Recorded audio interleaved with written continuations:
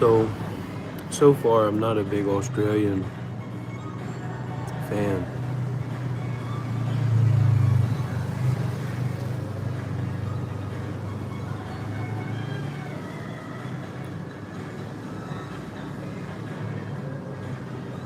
There's some things that, I'm willing to talk about, but there's some things that I'm unwilling to talk about because sometimes there's a lot of different perspectives to any,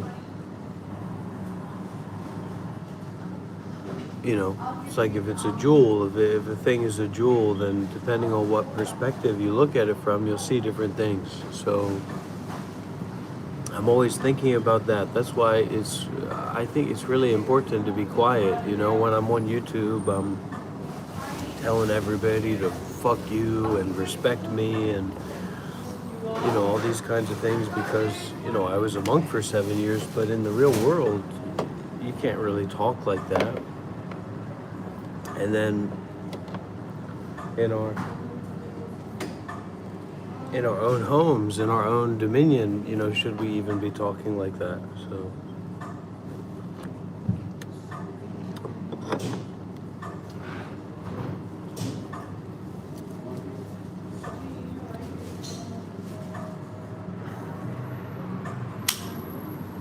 anybody know what this is? This is the way that they plug in their phones down under.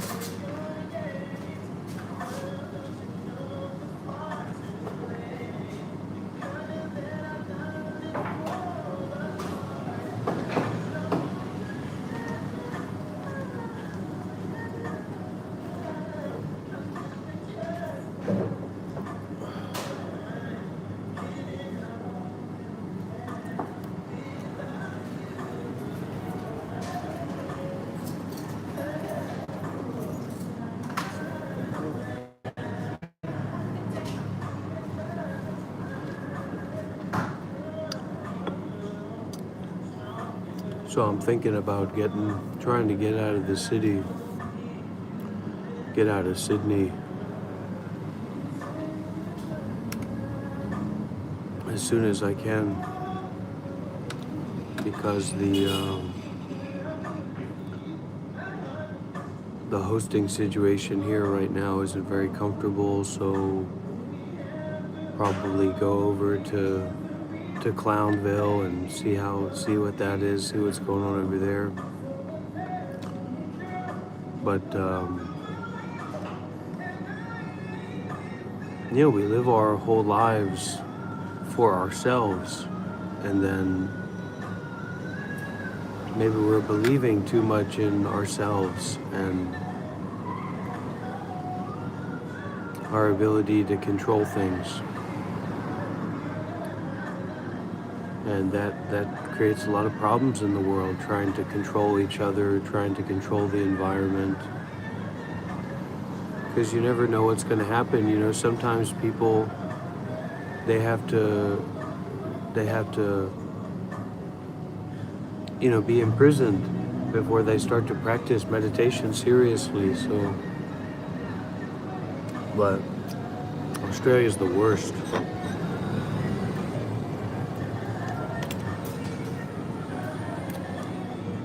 But there's a teaching in that too, because, I can't say that, all the meditation retreats that I've been on have been horrible too. So, is horrible stuff good? I think for unenlightened people, they need more and more horribleness. So that's probably what I need too.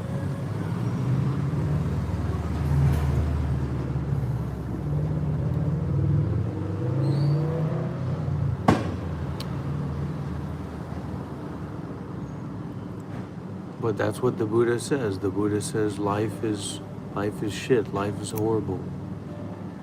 So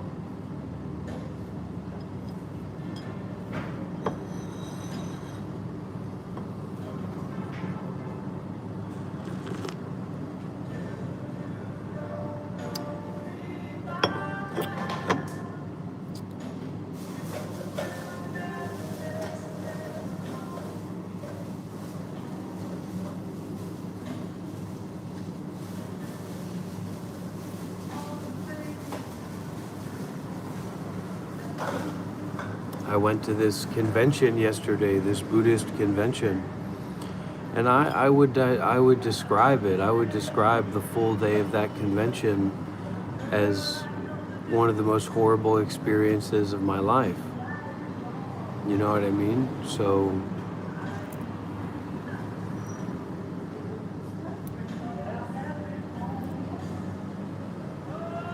that's the first noble truth that the Buddha taught. The Buddha said that life is suffering. You know what I mean? And then you can't talk to people about this. You can't tell people this because now they want a free therapy session. Now they want a free class, a free lecture. When you tell people how it is, you know what I mean? Life is shit. Everybody sucks. You suck too. That's Buddhism. That's what the Buddha taught. But I don't know what it is. I don't know what it is, but in Vietnam, I feel like people know Buddha in Vietnam. I feel like a part of people's identity is in remembering awareness, and that's much less so in Australia or places like this. I don't know, but I definitely can see the value in suffering as well, because no pain, no gain. So, but this whole Australian trip has just been a horrible, horrible nightmare so far. Just the worst experience of my life, one after another. So that means that I'm in the right place and I'm doing the right thing.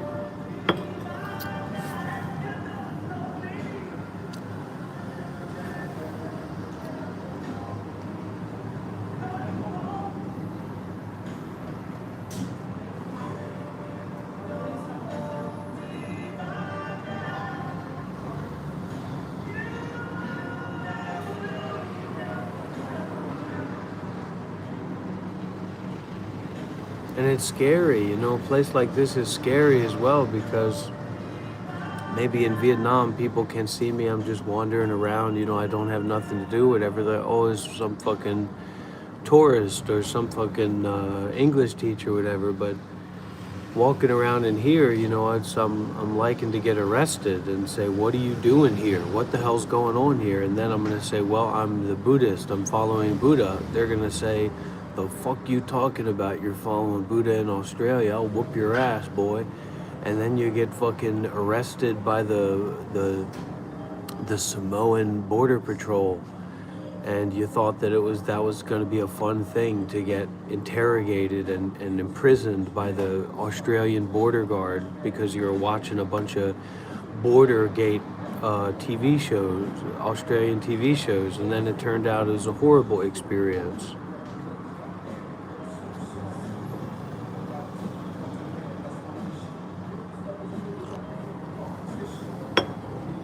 Listen, Krimic, this is my experience, this is my mind, and that's your mind. So if you live in Australia, of course you're going to have a different experience. I was a Buddhist monk for 7 years, so I'm also going to have a different experience according to that. We're not all just going to have the same experience. This is just my experience so far, these first 2 days in Australia. I'm sure if I was smoking cigarettes and getting drunk, I'd be having a better time. Freedom of religion, you're gonna, you know what else? We got freedom over here. We got freedom of my foot up your ass. Freedom of religion. Don't you ever come here. I told you I've been going to this Buddhist convention. It's horrible. I've got this housing situation, and that's uncomfortable. That's not working out. I guess, this woman was kind of, encouraged to let me stay there or something, but she's not really comfortable with me staying there, and everything's more expensive in Australia, and there's all these Australian people here. There's not all Vietnamese people like what I prefer, so Buddhism isn't well known here in Australia, so I don't know what I'm gonna do, but I'm gonna figure it out. Right. Yeah, I think that's a good way to say it, Matrix. And hey, they won't even jail you for, trying to get into the country unless, they find a reason to do that. But they were ready for it, they were ready to put me in. And I just had to meditate. I was thinking to myself, I said, is this it? Is this where Dr. Rob gets stopped? Is this where Dr. Rob gets finished?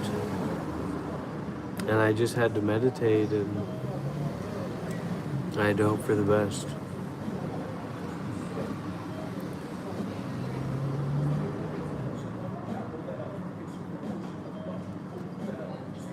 Well, I'm a free spirit. You gotta realize I'm living in my condo in Vietnam. I've got nowhere to go. I've got nothing to do. Days blend into weeks, blend into months. I've got no responsibilities. I've got no identity really besides, frickin' sleeping and eating and yelling at people on the internet and all these nice Vietnamese people around. Nobody's bothering me, and then I just, this is maybe coming back to the real world, coming back to my American roots that say, look, it's time for you to get your identity together, because we don't believe all that Buddhism bullshit, and get fixed up and get figured out. And I'm not willing to do that. So I've got a lot of figuring out to do, This isn't Australia's not a place you just go and wander around, you know what I mean? I think that's a part of the energy too, is that I like places where you just go wander, at least in Sydney. I've just been here in Sydney, in this major city. And we're talking about the Aboriginal trauma, we're talking about the genocide of the Aboriginals. So that stuff's underneath the surface here too. What was that? That's only 50 years ago, 100 years ago. So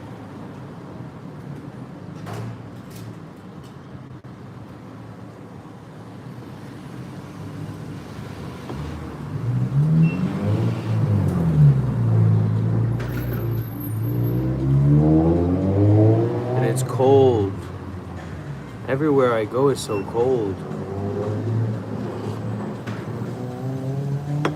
I know there's heaps of Vietnamese people here. I'm not trying to find a middle ground. I'm just saying that this is not Vietnam. You know what I mean? That's mainly what I'm saying. And I like Vietnam. I don't like not Vietnam generally. Recently, you know what I mean? So now I'm in a different situation, and So I've got to get out there to Clownville and get out there to Perth and see what's going to happen in the next couple days. Go to Clownville in the next couple days. That's the plan. Or go to Brisbane. Maybe I'll reach out to the friend that's in Brisbane. Well, we've got a different mindset over here, Crimix, so we got a different mindset. I think we all got different views. I was a Buddhist monk for 7 years, so this is a Buddhist view. Buddhist informed view.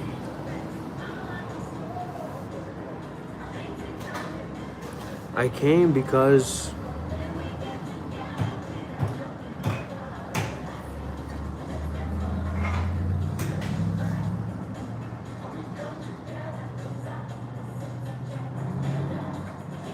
honestly, a big part of the coming or the arriving was the generosity, the donations, because we had a clown that donated a big blue van to be used indiscriminately and then dumped in the ocean afterwards. And now she's saying, well, you're gonna have to use some discrimination and you can't dump it in the ocean afterwards. And so I'm like, well, what's the point then? You know?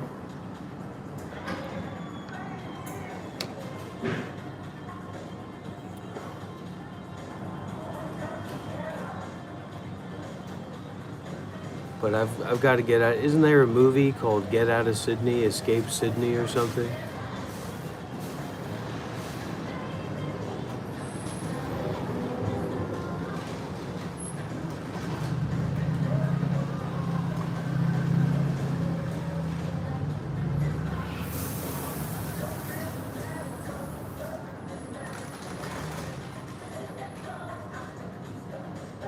But also I'm here at this Buddhist convention and the teachers and the monks. I mean, I know most of the monks here and they're good, you know, they're good monks, whatever, but they're just, everybody's teaching for the public good and for the public voice and the public standard and, you know, promoting Buddhism. And I just don't agree with that. You know, I just don't believe in that kind of stuff, and I'm just done with it. I'm just finished with all that. I'm finished with the conventions. I'm finished with the contrivance. I'm finished with the explanations. You know what my explanation is? You shut that fucking mouth. That's my explanation. You shut that fucking mouth, you get out of my face.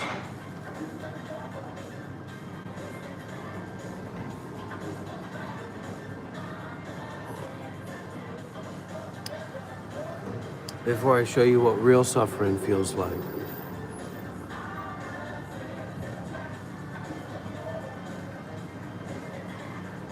You know, I don't want to live in the real world. I don't want to live in the real world. I want to be on my YouTube channel and say, fuck you, motherfucker, shut up.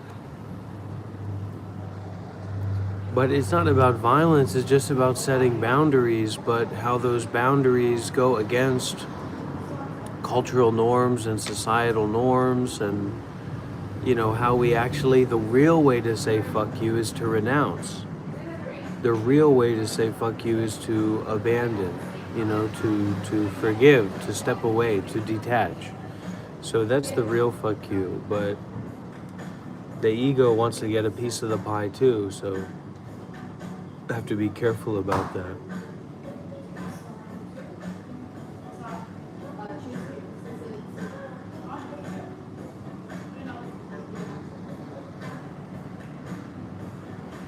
And I'm walking around in Sydney in Australia, and there's all these fucking men, and they're 6'2" and 200 pounds lean, and they're, you know, they're showing off their masculinity. And you know, I was just in Vietnam, where I was a big man in Vietnam, and now I'm just some pudgy Buddhist loser, and I can't take it anymore. Everybody's driving around their little cars. Nobody's driving around on bikes.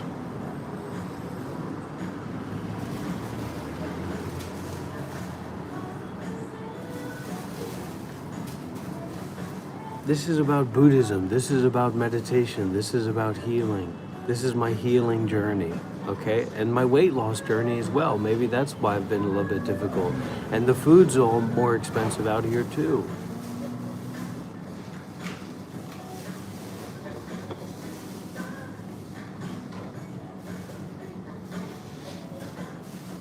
But you can't just, I mean, who are you telling how you feel? Some person that you're shacked up with, or some person that you just happen to be, carangled around? I mean, that's just get the hell out of there, just abandon those people, forgive them, let them go and live their lives. I mean, what am I supposed to do? Stage an intervention for these people? So I just got to let it go and I got to get the heck out of there.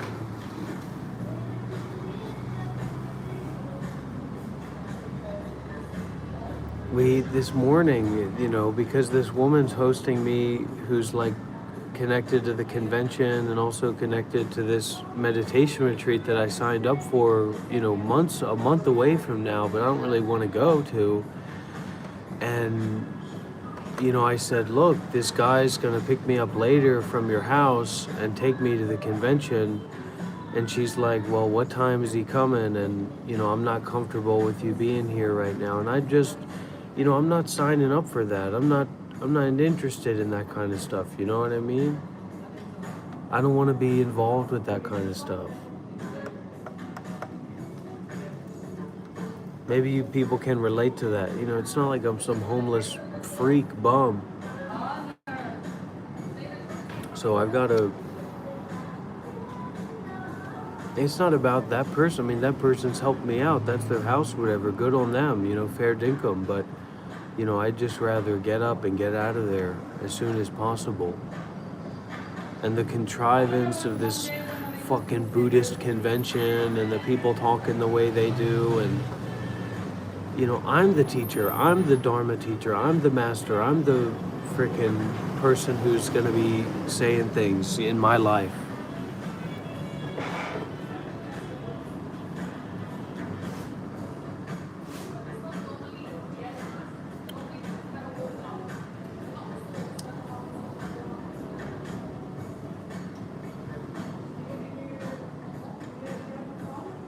Right? So it's just not my cup of tea right now.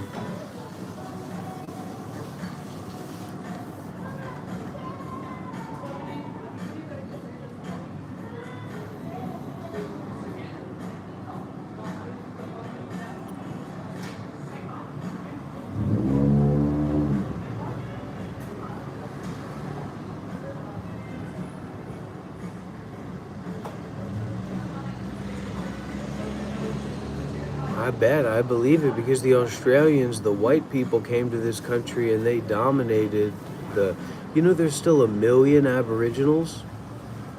How much of them must there have been? And I tell you what, I can see why these white people dominated. These guys over here are 6'5", 220 pounds, 100 kilograms lean, with arms like freaking chimpanzees. I mean, these guys are Australia, the pride of Australia over here, man.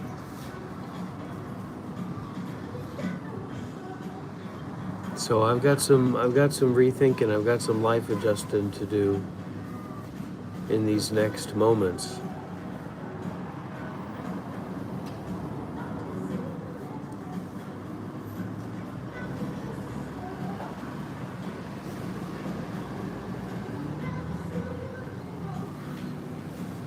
I don't know. I don't necessarily believe that flower power. I'm just going through my experience,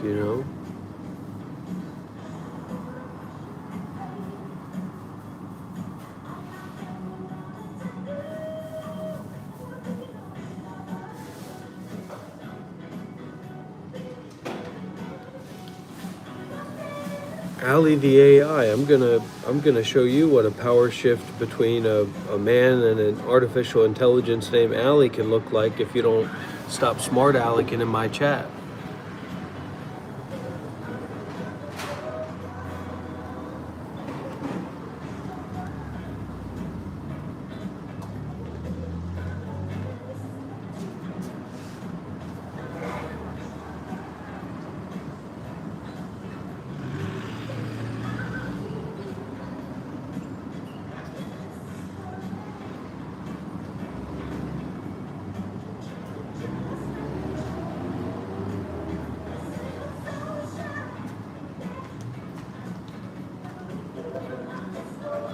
I think my guy's coming soon.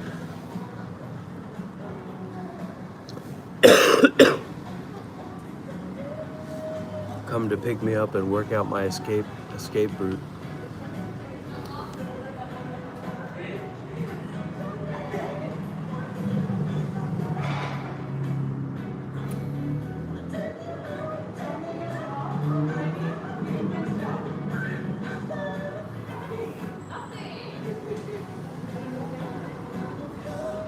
Yeah, Sundowner, it's good.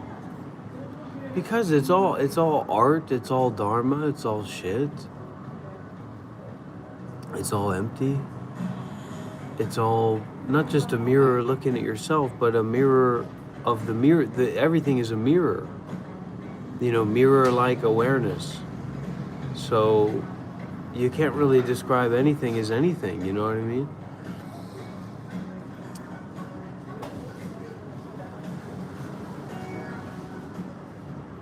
I don't know what I got to do, but I just know that I can't not do nothing.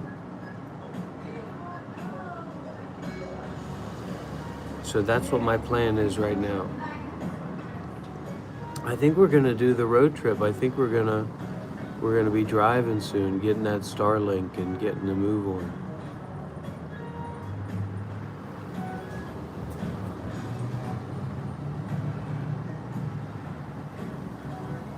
So a person with a disability over there, so it's comforting.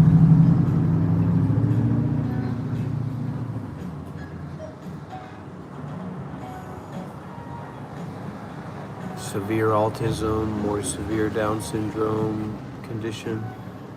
Yeah.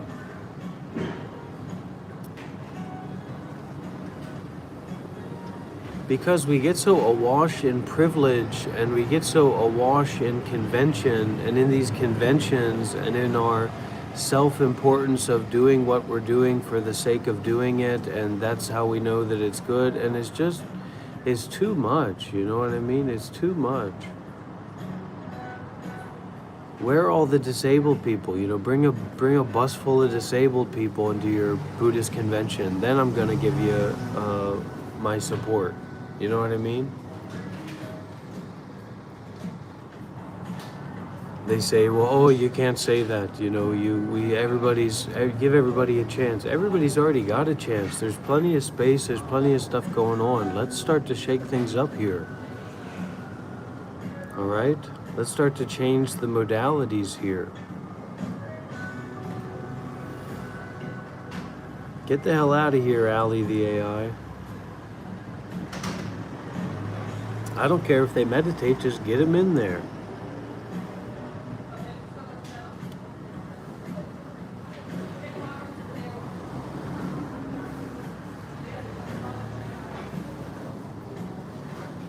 And it takes time, you know, this is a big change. This is a big transition for me as well, because, you know,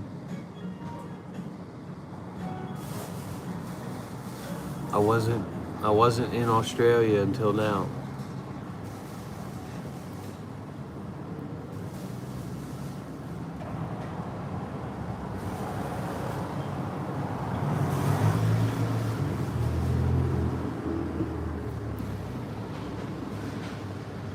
But the moment, I mean, this is the thing, the moment that you're being led around by somebody else that you don't believe in, you're in a bad situation, you know what I mean? And these expectations for your identity and what you do and what you're supposed to be doing and your reasonings and all are stacked on top of your head, and it's just, you know, it's a horrible way to live.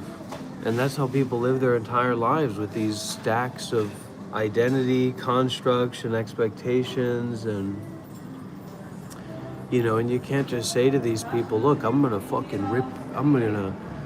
show you what a real identity looks like. You know what I mean? You wanna see my real identity?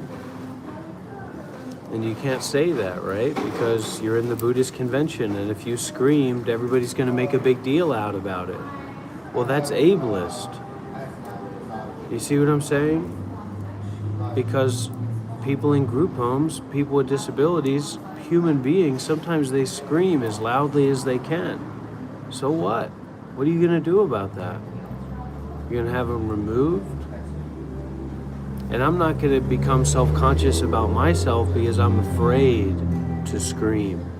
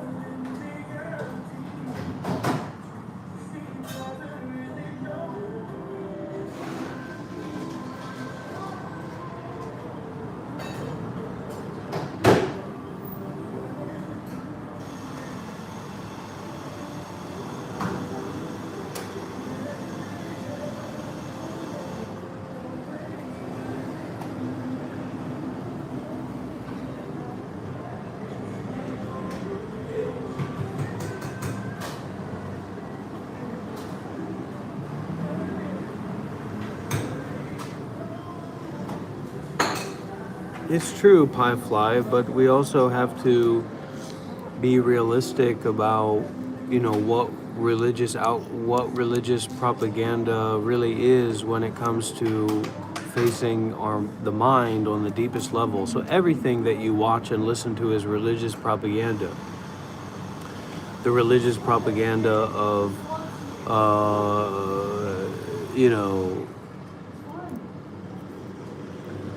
so we have to be able to kind of talk sincerely about our experiences. We have to be intellectually honest or experientially honest about what everything becomes a kind of meditative inquiry, a contemplative inquiry. Nobody gives a fuck what you think about jhanas, what you think about this and that. You're just talking out of your asshole. You're stinking up the place. But because we don't have a contemplative aspect to our identity isn't contemplative or meditative, it's fucking retarded, then we just go on and on with that nonsense. And we were talking about the 5D chalice, pouring DMT on the ether waves of the rainbow kaleidoscope lifestyle, you know what I mean? So we gotta actually be able to make use of some of this stuff for sure. I'm more Buddhist than you can even understand, Caveman Love Smoke. More Buddhist than even I can understand. I'm so Buddhist that I can't be Buddhist because I don't believe in I. So how could I be a Buddhist?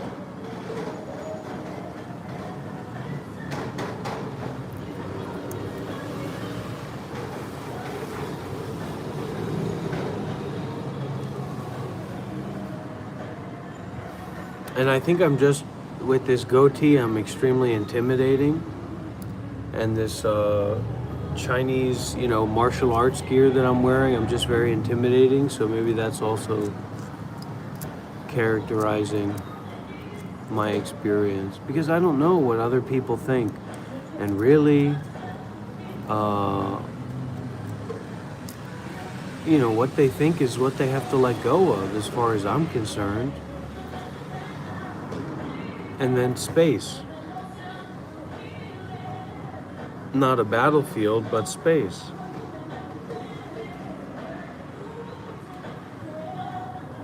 And then we can talk about, redistributing resources according to ability and need.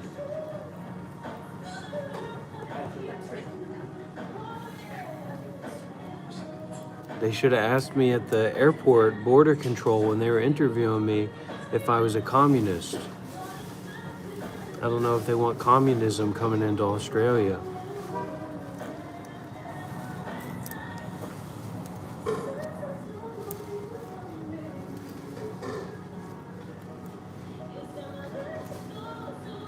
That was fire. That monk that was on fire was totally fire.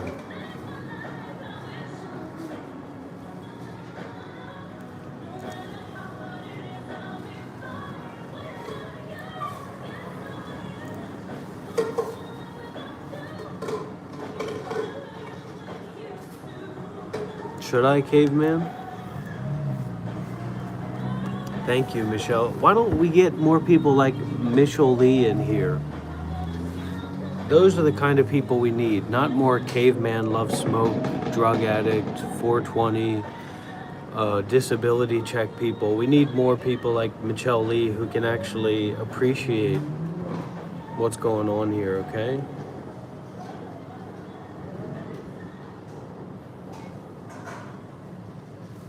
Because the culture, the society, it doesn't have, there's no such thing as being low to the ground, so to speak, unless you're a broke boy, unless you're a broke bitch, you know what I mean? Unless you're a drug addict, unless you're a sycophant, unless you're a homeless bum, an aboriginal scum, and that's not the kind of lifestyle that I live, you know what I mean? I mean, I'm constantly wanting to be closer and closer to the ground.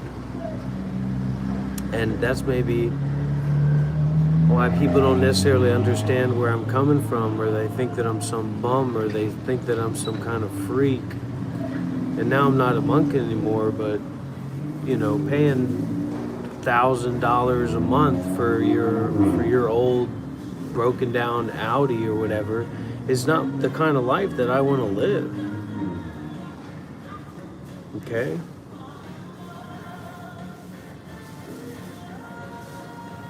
That's not the kind of life that I want to live.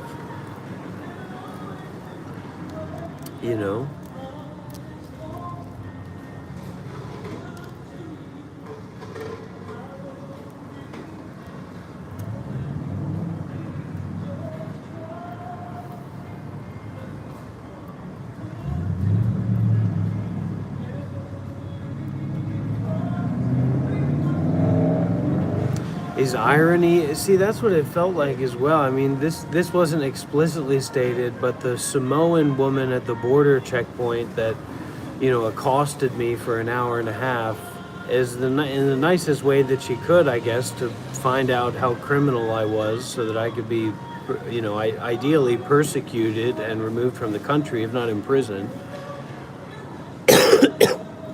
Is there no such thing as irony? Is there no such thing as honesty? Is there no such thing as subtlety?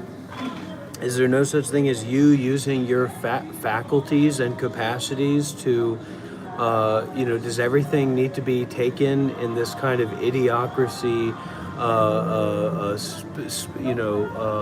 straw fed to your gut, baby formula food? I mean, what are we talking about here?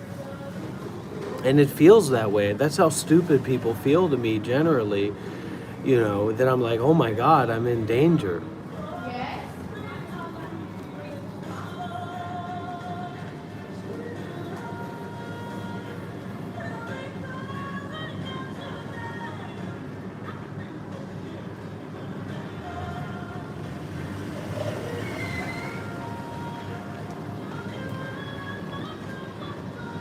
Because what I felt like I had to say was, I felt like I had to say this woman, I felt like I had to say, look, you know, you don't need to torture me or, autopsy my body while I'm alive for me to be honest with you according to your questions or what your concerns are or what you have to say. You know what I mean? And it's like,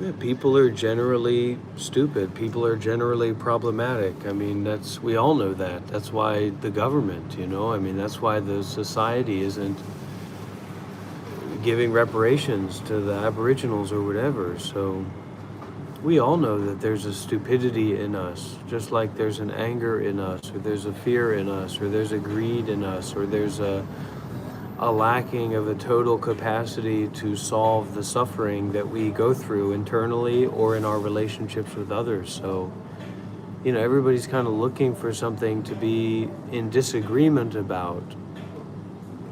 Well, I disagree with your disagreeing. I don't think that whether you agree with it or not matters.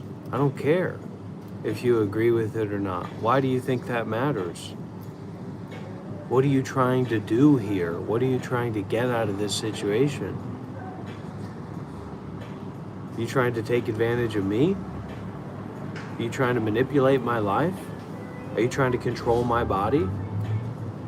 If you are, then watch out, because I don't like that. I don't like when people try to control my body. I don't like when people try to control my mind. That's why I was so scary in that situation, because my body was being controlled and they were trying to control my mind or infiltrate or influence or use their techniques, and I don't read up about that stuff, so all I could do is be as honest as I could be and meditate.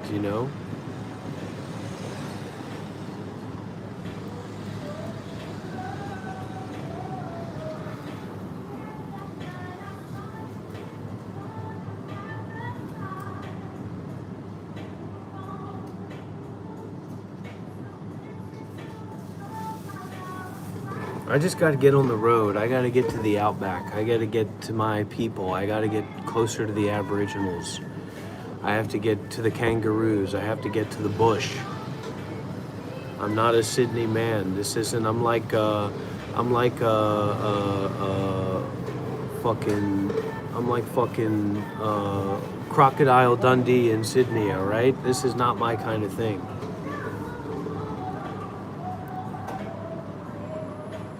What they should have done,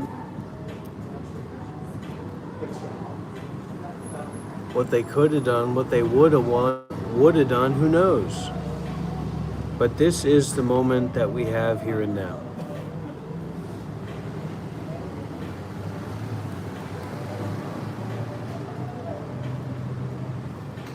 This is the moment that we have here and now.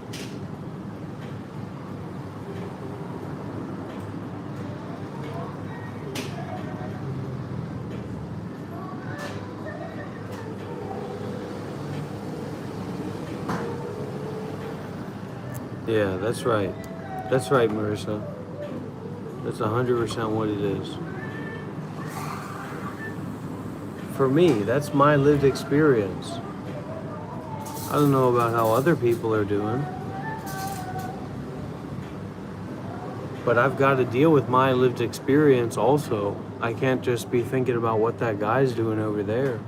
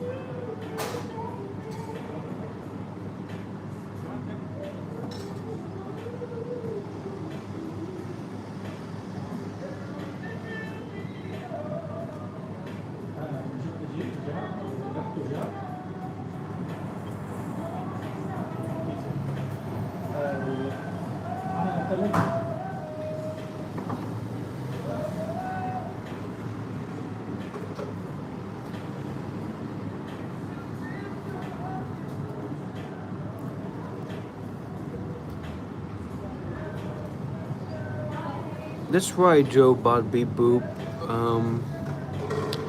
But there's also, there's also this element that needs to be considered about, and that's this element of renunciation, this element of abandoning.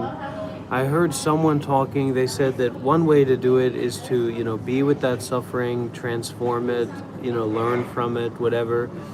But the higher way is to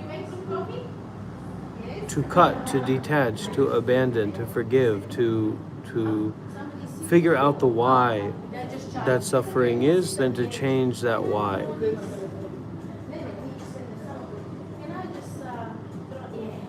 Something like that. I don't know, but because it's not just you're in my meditation class, so now you need to sit and meditate, and if you don't do that, you're a dummy. That's not quite true.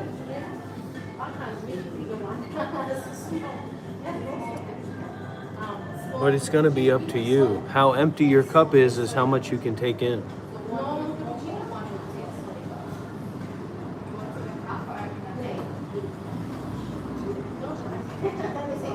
But it's true. My friend here in Australia, Aditya, he was telling me how shitty this conference is and how, it made him, he told me, he said after the conference, he said, look, man, all I want in my life is to be able to get some fucking organic fruit milk, smoothies, and I'll work a job. Just don't make me go back to that fucking conference. And I completely related to that. I mean, it was the worst experience, like I told everybody here, it's the worst experience of my life. Absolutely horrible. There's no good redeeming quality about it through my experience. Someone asked me, is this meaningful to you? And I said, well, I know that it's meaningful to others, and that's meaningful for me. That it's meaningful for others, but it's totally meaningless to me. And can we really find a fault in that? Now Aditya is ready to get his life together and get back to work, and I'm ready to get the hell out of Sydney because for those hours, for that period of time, we were concerned with suffering, the truth of suffering. Then we can really prioritize to shed away what doesn't serve us, And I'm a little bit of a scaredy cat. I'm not a big, tough traveler guy. I'm the kind of guy who, walks nearby a tree and huddles into a fetal position because I think people are looking at me. So, I got to deal with my own stuff.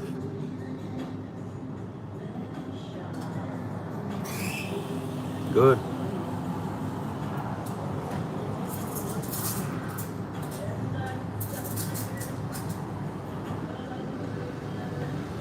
Well, our listening allows a conversation to take place. The fucking problem is that the people who want to talk a bunch of shit and they don't know how to listen. They don't value listening. If those people who talked a lot of shit valued listening as much as they valued the gas that came out of their ass that they call their mouth, then there wouldn't be a problem. Because you could question them and you could explore how fucking retarded they are. But because all they want to do is keep this tube connected from their asshole to their mouth or their nose and then fucking talk out of it with gas, there's nothing to say to these people. There's nothing you can do but endure and wait for them to go. You know what I mean? Oh, trust me, I listened to others, man. I was just listening to others for hours and hours and hours, and it put me into nearly put me into the grave, nearly put me on the back end of the Sydney Bridge, man.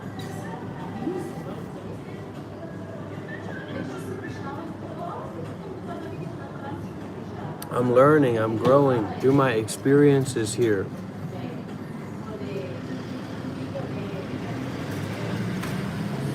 You know, and I had an experience this morning. I had a couple experiences this morning that led me to here. It wasn't a very nice morning.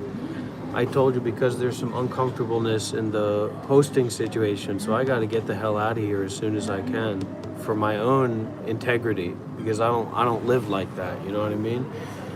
And I fucking was asked, as I was being transported by force to another location,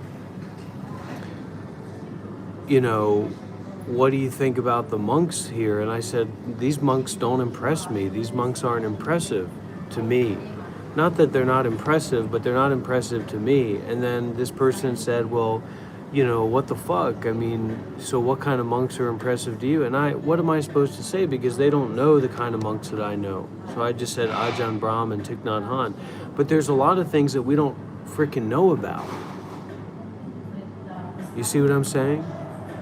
So we're just asking about things that are impossible, like what monastery did you stay at when you were a monk? Well, first of all, who says that I stayed at a monastery as a monk rather than many? And how many monasteries do you know? So we got a fucking retarded gizmos in here that need to be ripped out and jargled out. That's why it's good for people to go to these horrible conventions and these horrible meditation retreats, because you got gears, and you got fucking shit in your brain of retardism that needs to get taken out so that you can have a real conversation about these kinds of things, and, you know, and start the New World Order, start the Communist Revolution in Sydney, Australia. This is my work. Listen, I'm at my work desk laptop right now. That's what's happening right here.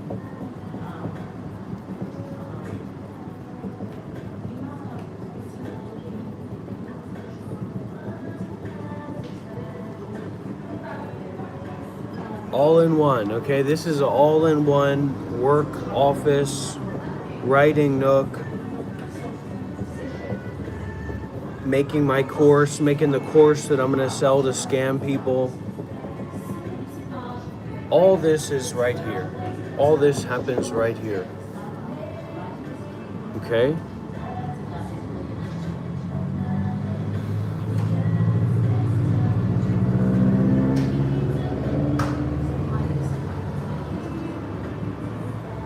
It's just different strokes for different folks. I was a monk for 7 years. I've trained with the OGs, you know, like the Ajahn Brahms and the people, very, very high caliber. So those monks are 1 in a million or whatever. You're not going to see those monks everywhere. So for most people, these monks are going to be really impressive to you because that's shocking for you. But I was a monk for 7 years. I know most of these monks. I'm not impressed by their organizations. I'm not impressed by their presence. I'm not impressed by their what they choose to talk about. You know, it's just not impressive to me. You know, excuse me, and I'm not saying that it needs to be. It's not about me. This life isn't about me personally. It's just someone asked me about that, and so I gave him an answer.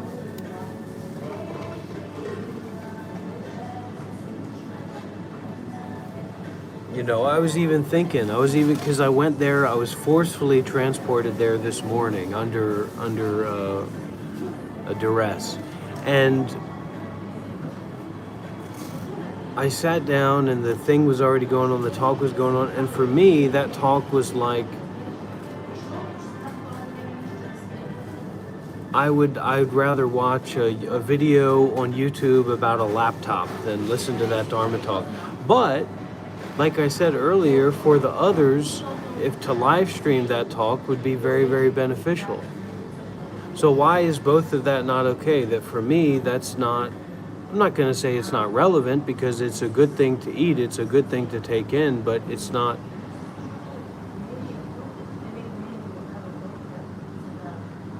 impermanent, you know what I mean? And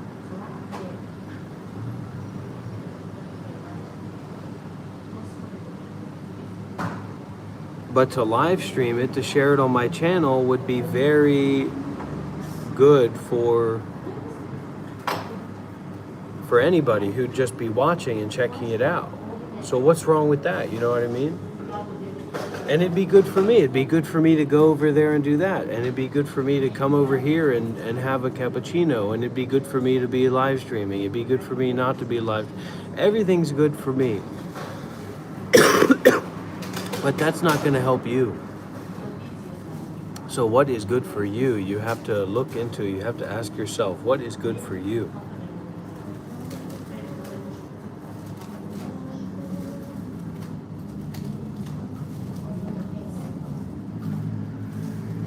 You know, we think, well, you know, this is a great, you know, or I think about myself, I think I'm a great guy, I'm a fucking, you know what I mean? But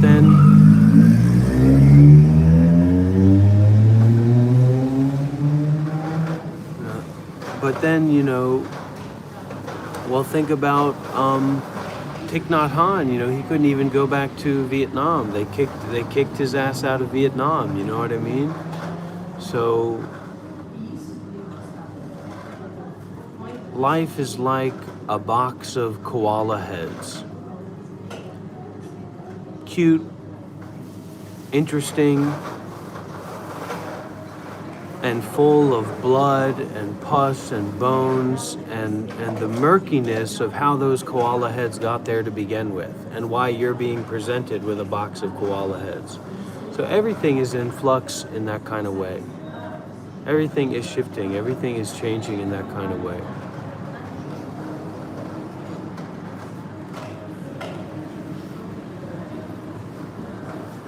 Okay? I'm trying to stay uncorrupted.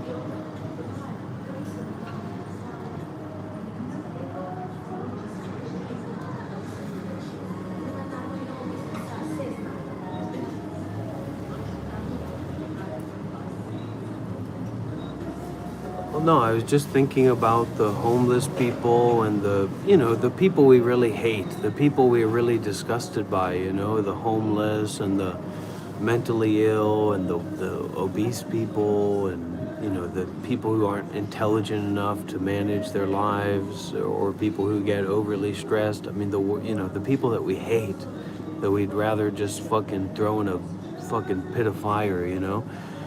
Yeah, waiting for you, Aditya. I sent you the address, and, you know, I just think about people in those situations, and, you know, I could see myself being in a situation like that, and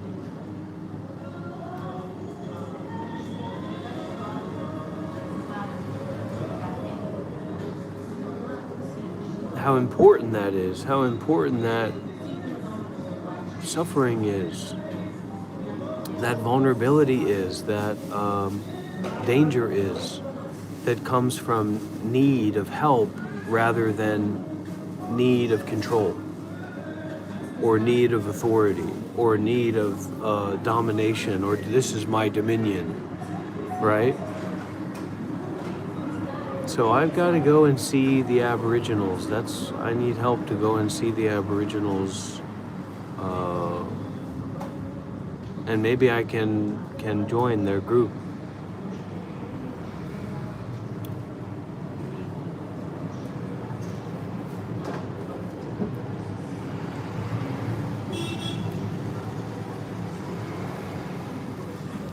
Well, we're not all the same in that sense because some people are fat, some people are skinny, some people are beautiful, some people are ugly, some people are old, some people are young, some people are abusers, some people are abused in that way.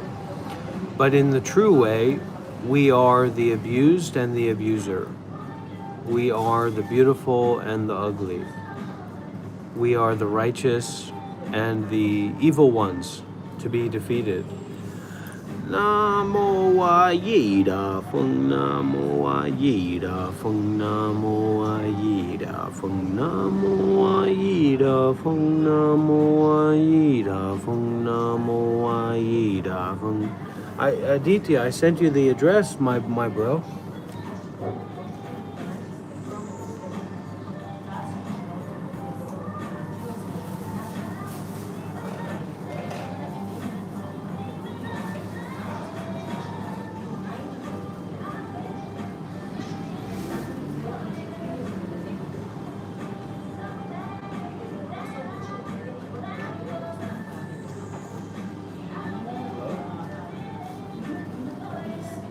I'm at Zij. I sent it to you on the WhatsApp, but it's really close. You can just walk over here. Yeah, just a real quick walk from the place. You see it? Okay.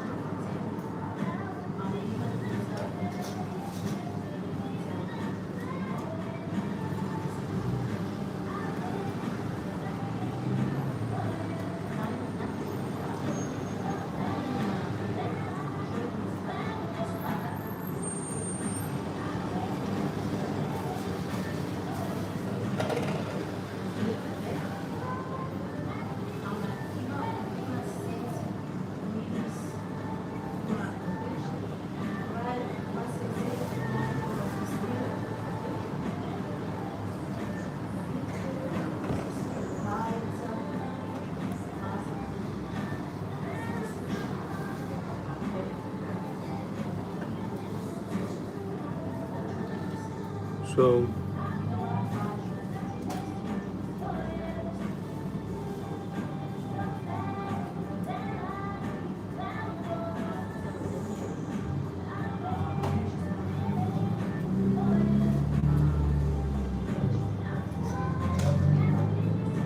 a few days, maybe like a week, I've fasted without food.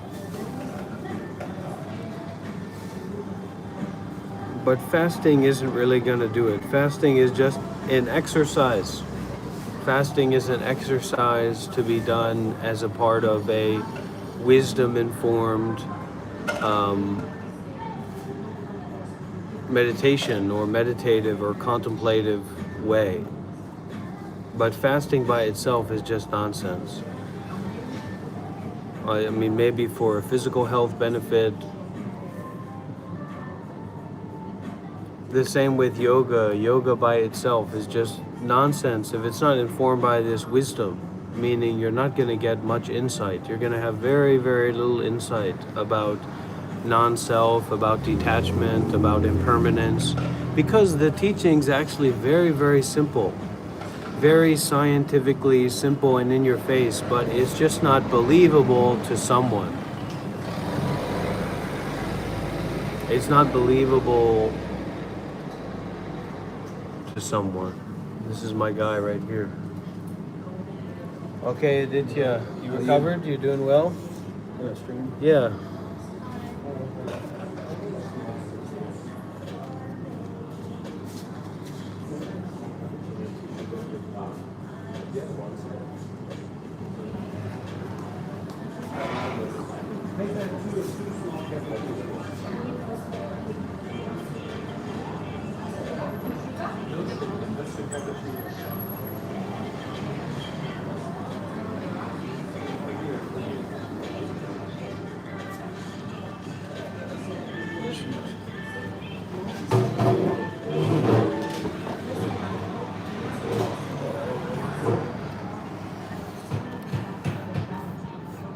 I was listening to you for the last half an hour. Okay.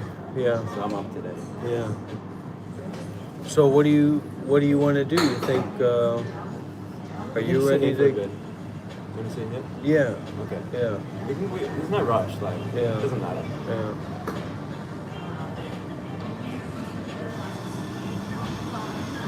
Why don't you introduce yourself, Aditya, to the group?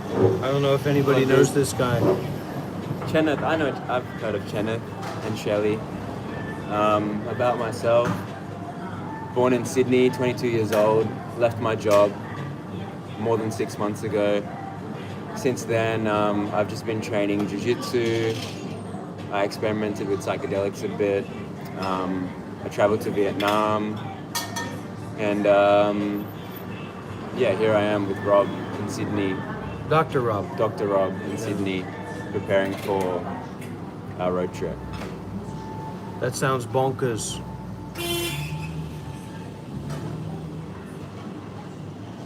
Anyone have any questions for Aditya? What is What's SP? I don't know Special what that is. person? Yes, I'm in a relationship. I've been with my partner for almost 4 years.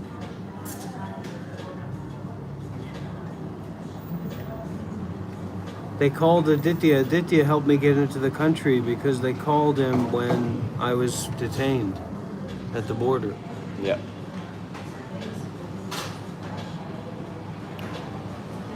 Oh, very good. I'm still a beginner in jiu-jitsu, but I enjoy it quite a lot.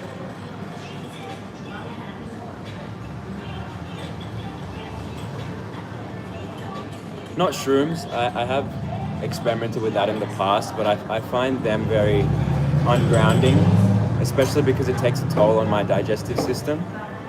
And I honestly wouldn't recommend that as a tool or pathway for anything, because it's very jarring on the nervous system and it's very temporary. So if anything, it just reinforces the importance of, practicing and, cultivating whatever awareness power while being sober. Oh, yes, my spelling is Aditya. I thought SP was special person. Right. There's a lot of thoughts, because when she said that, I thought maybe you were like Aboriginal blooded or had some Aboriginal in you, so that Honestly, so you'd be a special person. But my that's not a real thing, right? what? In Australia, SP designation. SP designation. Special person. You're a special person to me, Aditya. That's what matters. Likewise. Thank you. Non-sugar. Thank you.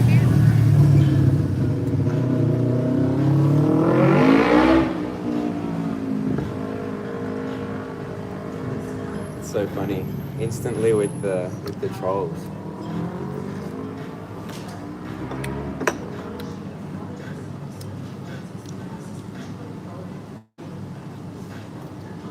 You know what though, my grandma, who also lives with me, she's not Aboriginal, but she looks like a lot of the Aboriginal people somehow.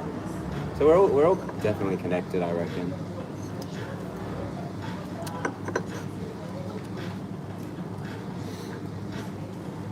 Thank you, Marissa. So maybe share a little bit about this convention that you experienced. Honestly, like I was reflecting on it last night, and I think some of my views are synonymous with Dr. Rob. In the sense that I found it like, typically, when you approach these conventions, I would feel like, the monks have some kind of, I guess, Special power? special power or better position than the lay people, but I actually found the entire community, including the audience, lay people, whatever you want to call them, had cultivated a pretty high or comparable degree of wisdom or spiritual evolution, whatever you want to call it. Because even from the questions they asked and kind of the responses they had, and even the people who were sitting in front of us had kind of a rejection to what some of the monks were saying and kind of their own views, I actually found that a little bit of a testament to the fact that they are kind of, everyone seems to have progressed on this so-called path to quite a high degree. But I also felt like, yeah, the monks aren't so different from like the normal person. Like, yes, authority, that's the word I was looking for. If anything, it just makes me feel like constantly going to all these conventions and retreats, it kind of perpetuates this notion of needing to solve problems, and it keeps you stuck in this kind of chronic problem solving, like, oh, I'm suffering, I need to go to this to gain more peace or whatever it is, and you're just stuck perpetuating that. So I'm kind of at the point where I'm, like Rob was saying earlier on the stream, like ready to just get back into some kind of work, normal life.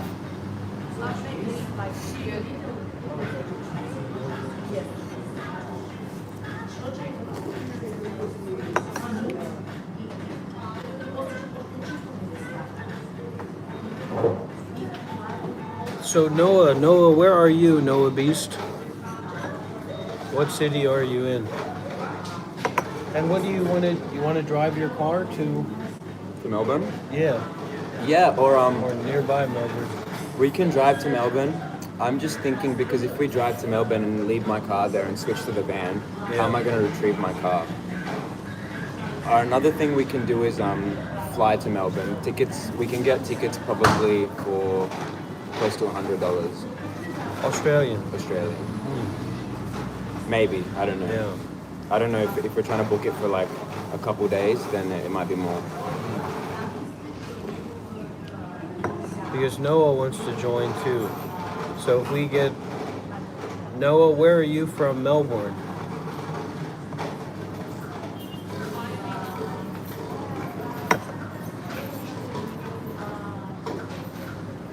And I think we can use the van in the area. We just can't drive it into the ocean. They're concerned we would drive it into the ocean or something.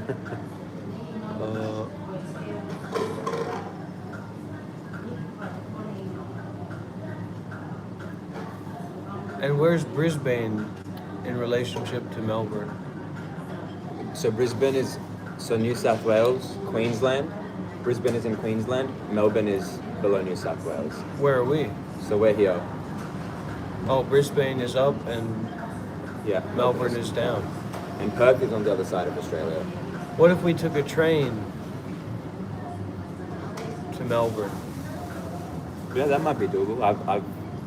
I didn't think of that.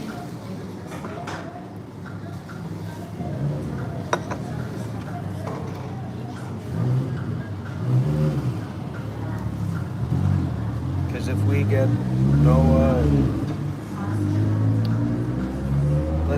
we can call them. I don't know if they're here.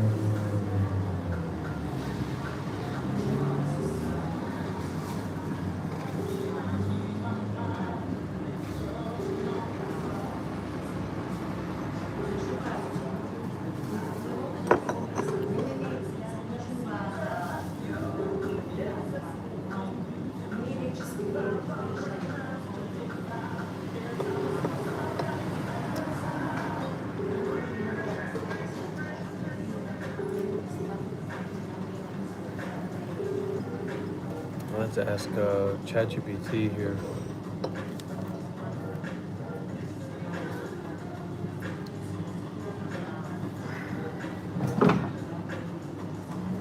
Are you good with your family to go? And Yeah. I mean, yeah, I kind of just do whatever. okay.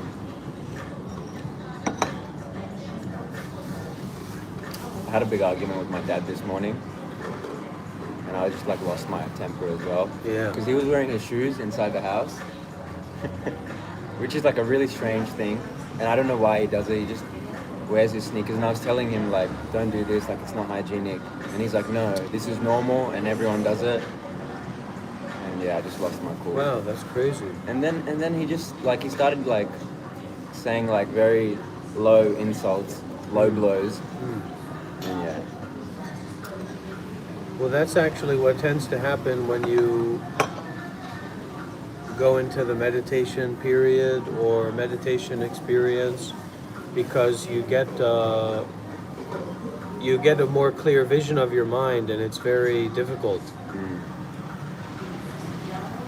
It's very suffering. The more vision of your mind. So anger comes up and greed comes up and different things come up more.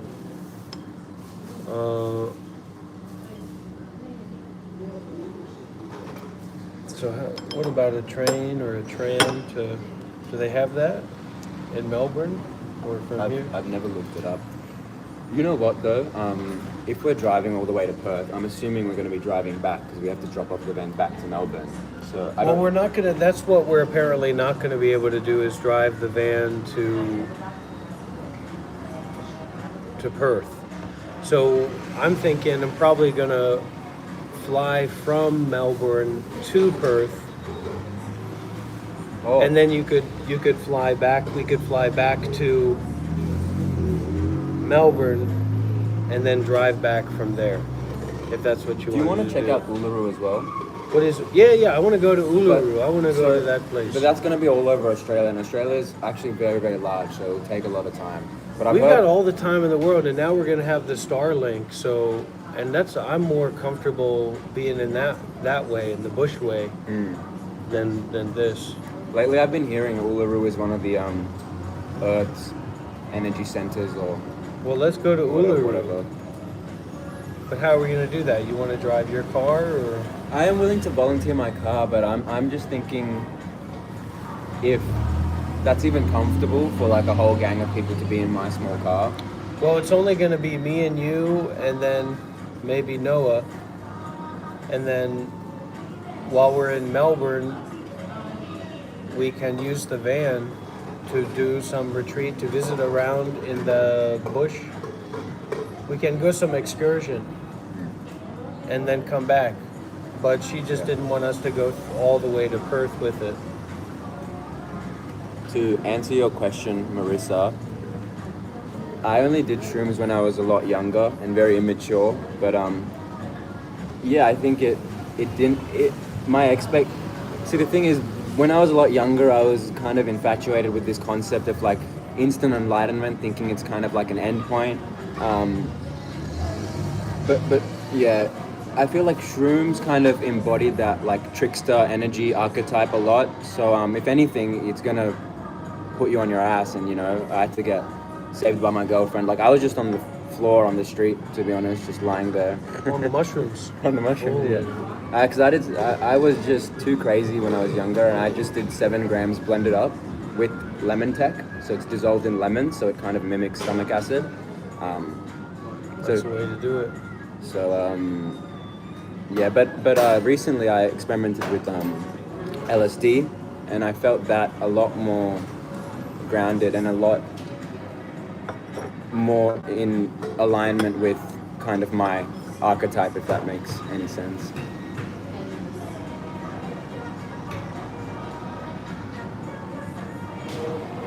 Yeah, definitely not. I'm not glorifying psychedelics at all. It's like 3 hours and you're back to normal reality. So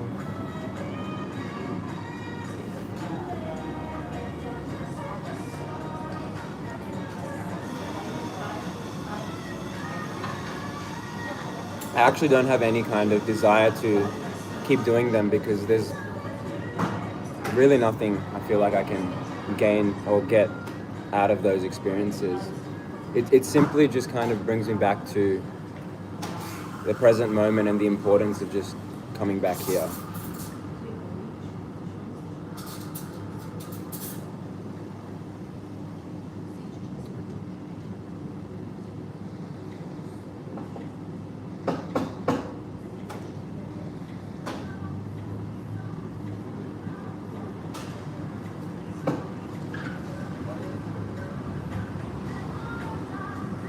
I think recently DMT was legalized for some kind of therapeutic use or whatever.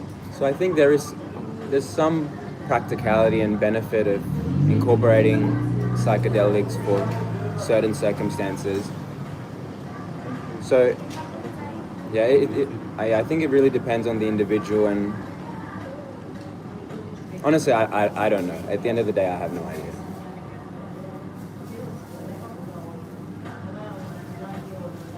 Thank you, Marissa.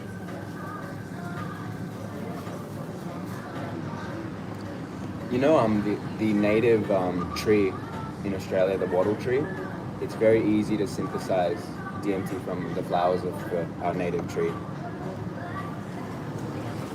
Really? Not very easy. I've never done it, but I think relatively easy if you know how to do it.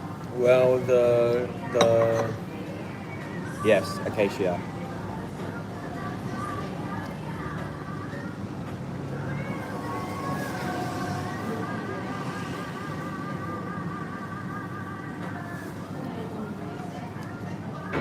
I think the way I kind of articulate my experience now is this enlightenment or spiritual awakening thing is not necessarily like an absolute endpoint. Perhaps there is something like that, but it's more so like a momentum. And I think what we are learning to do is ride those waves of this momentum of life without being so reactive.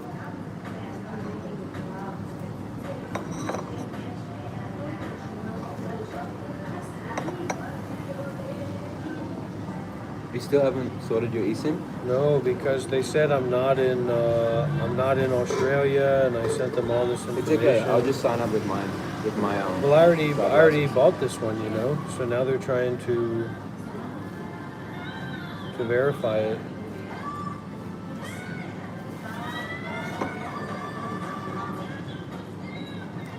Try one more time with this.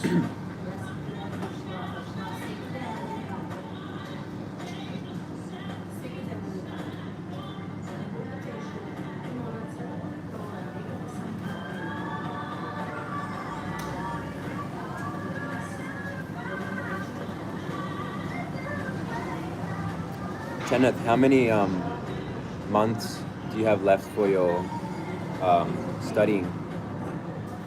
He didn't take his test. He's done. He's finished. Yeah, I noticed you didn't take your test, but I was under the impression that you were gonna finish it off or whatever. 2 months left. Okay.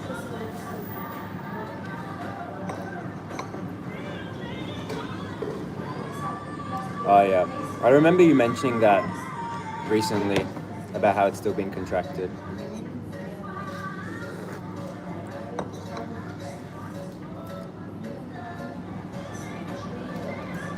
Yeah, I think it's very easy for people like myself to use psychedelics and things to disassociate from reality, but in actuality it's kind of like coming back into the body and noticing kind of like all these contractions and solidifications in the body can be investigated, and ultimately kind of once like presence or awareness is kind of shined upon that contraction, it can release itself in a way, and I found that easier to do with psychedelics, but like everyone's saying, yeah, it's not kind of the end all be all or whatever the saying is. It's just a reminder that that sober practice is much more effective in the long term.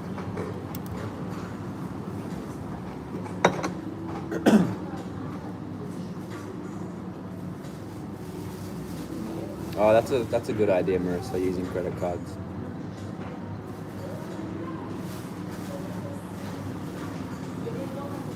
So when are you ready to go? To head in the direction of Melbourne. But she's not in Melbourne. She's like 2 hours outside of Melbourne. But she said she'll pick you up from the airport. But you want to drive there, or you want to go to the airport?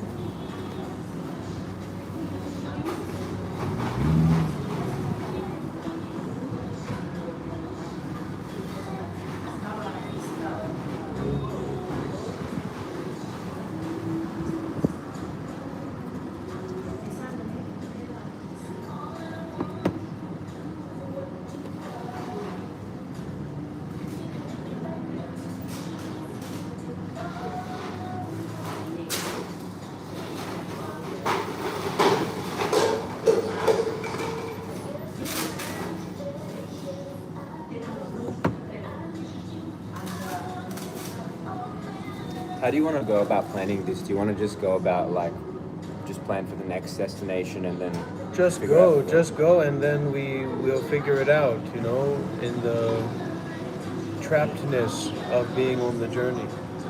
Okay. So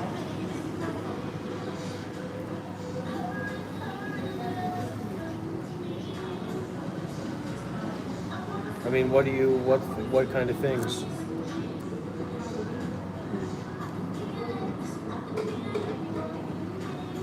Like a tent? Like getting a tent or something? Or a hammock? If if we're driving from Melbourne to Perth, I think that's a frequently traveled route, and we will find like budget friendly like homestays and Sure, stuff. sure. And I've never been camping before, and I've heard there's a lot of insects in the outback. Yeah. Well, this is something that all true Australians should experience, and that's driving across Australia. Another thing we can do is potentially rent a van or caravan or something.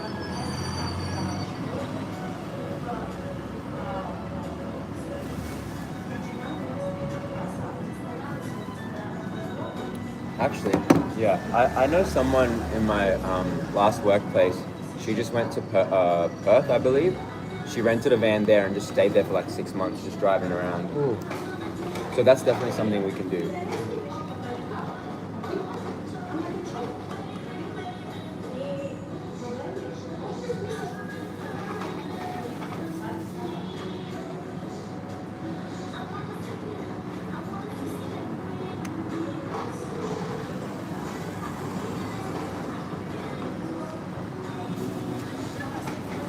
Yeah, I've thrown a boomerang. When we were in primary school, we used to like, they would give us like little boomerangs and we would like sand the edges and like paint them. It's a very iconic Australian primary school experience, I think. Yeah, we throw boomerangs for breakfast. I also arrived to this cafe on my kangaroo.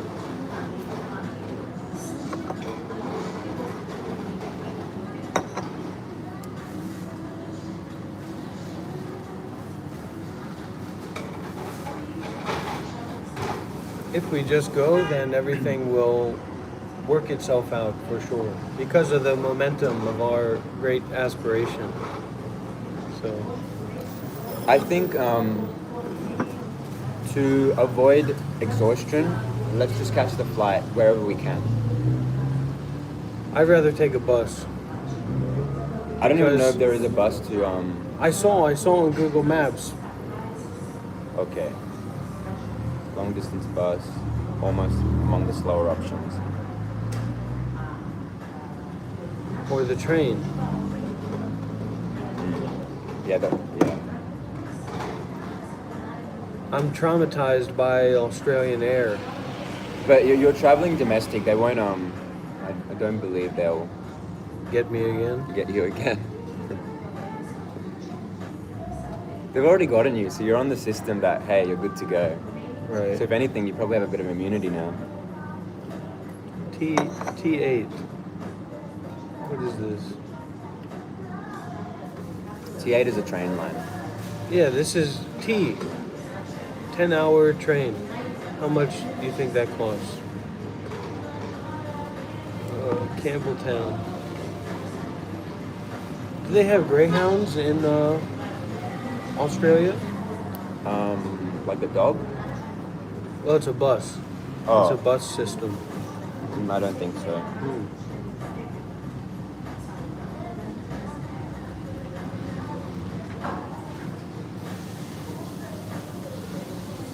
Shelley's saying Greyhound bus, horrible experience.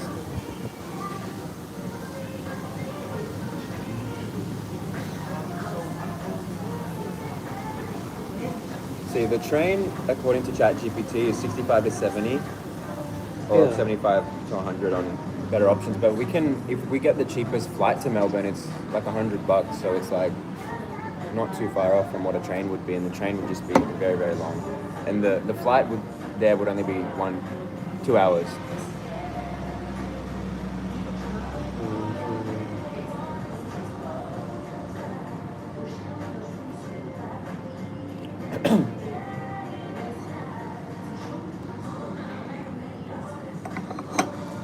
Yeah, because I was thinking like Greyhound racing.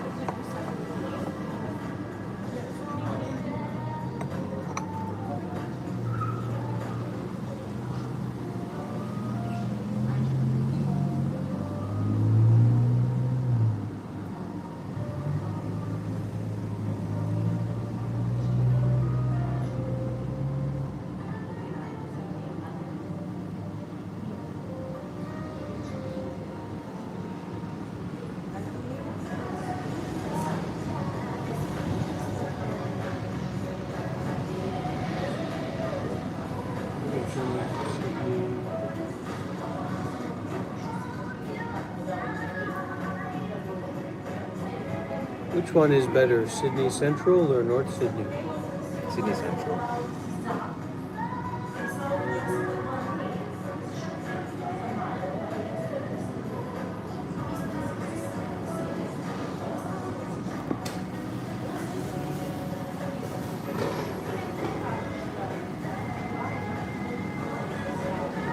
How much? This, well, it's booked, so they don't show for today.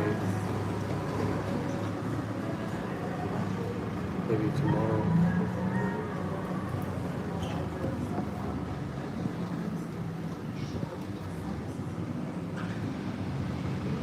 From 100. I think I saw cheapest. But that'd be nice to see the country as riding along, going along. I don't know if it will be like countryside. I think it will still be suburban. I'm not sure about it.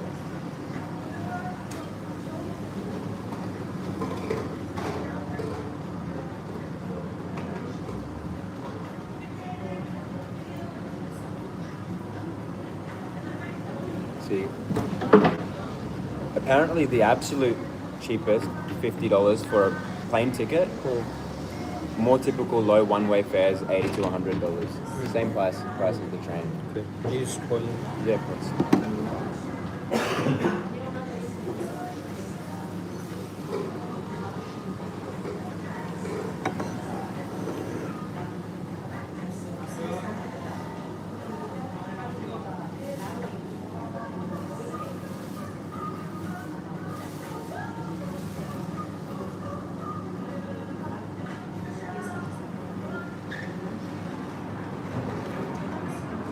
What is the origin of my name? Indian, specifically like my ancestors are South Indian Tamil from Kerala.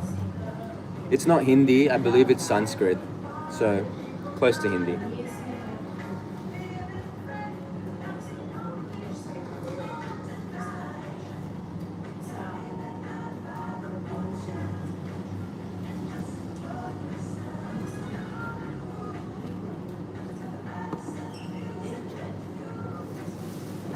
Have you heard of Seven Bomar? I have not.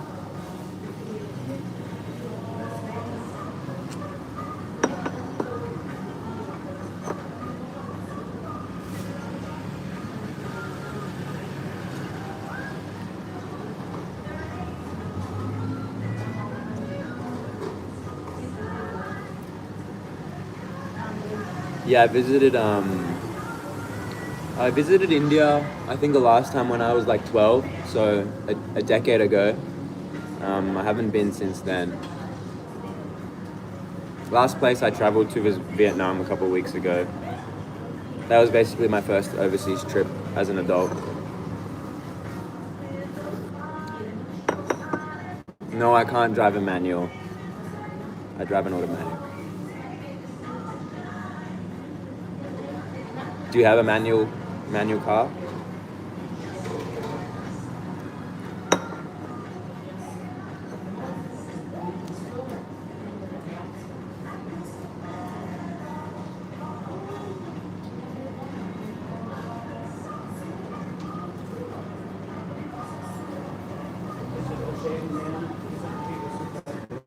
Oh, it's nice back there.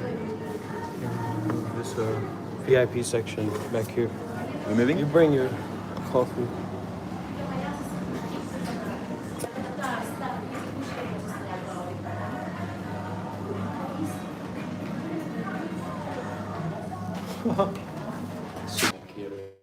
Oh.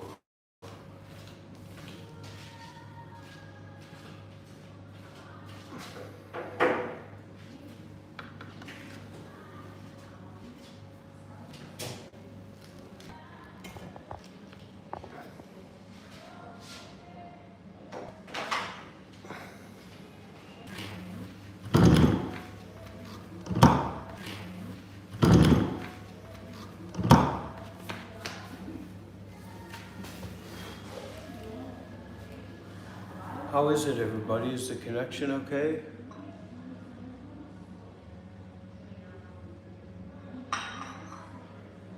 So I checked the flight. The flight is 200 and the train is a 100. So I'd much rather take the train and maybe get a ticket for tomorrow night. For tomorrow? Yeah. It's good? Yeah. Good for you? Yeah. Okay, so let's book a ticket. We're coming to Melbourne, Clown, if you're there, so I hope you're ready.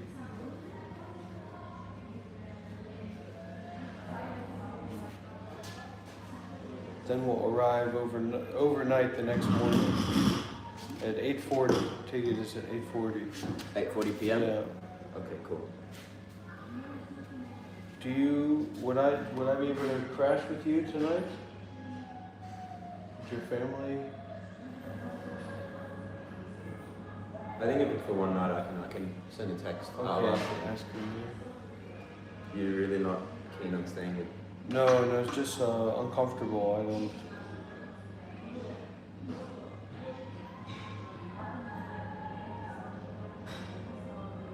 Yeah, she just expressed to me this morning she wasn't comfortable. Yeah, because I said I was gonna go in later, but then she was like, "Well, I don't want you at the house when I'm not here," and it was just kind of a weird thing. So.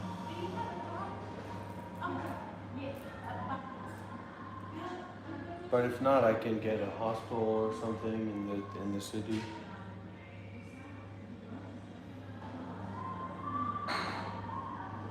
Anyway.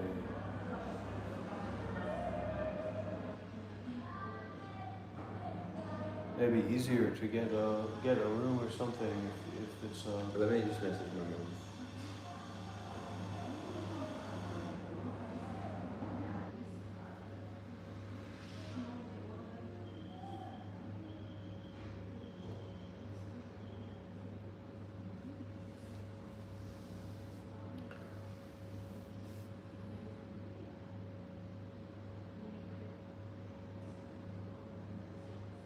What are you, a doctor of again? I'm a doctor of bullshit. Okay, because my mom might ask. Just Rob, my friend Rob. Okay.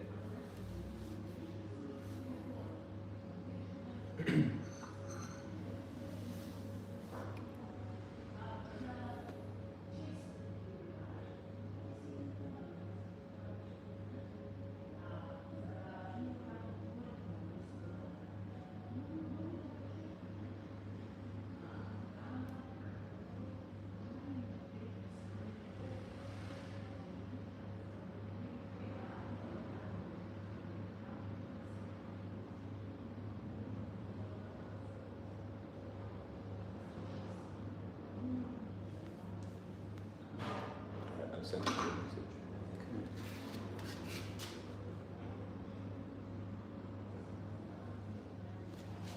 You want me to put you on this? Yeah. You sure you're gonna go? Yeah. Okay. I just need to pack my suitcase tonight. Okay. Add concession, pass, what's this? Concession or pastime? Are you a student? No, Are you a job seeker? not really.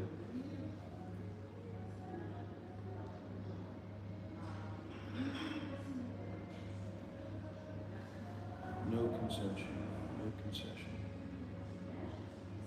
I think for a job seeker, you need to apply for that through Centrelink. It's like a disability paycheck kind of thing process. Oh, thank you. I think that can go in the bin, your ticket. Oh yeah, that's for the bin, but I'll take Thank it. you. Thank you.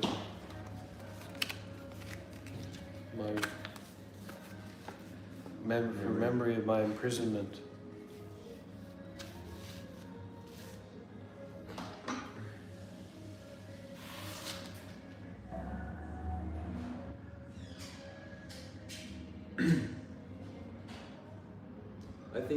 I think the train at night is good because then at least we can sleep on it or whatever. Yeah.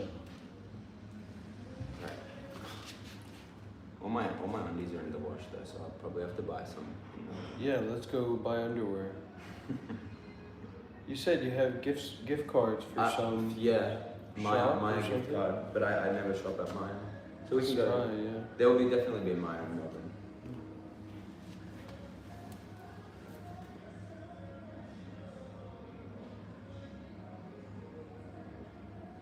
Yeah, because my brother's a doctor, so she would start comparing. Right. Maybe.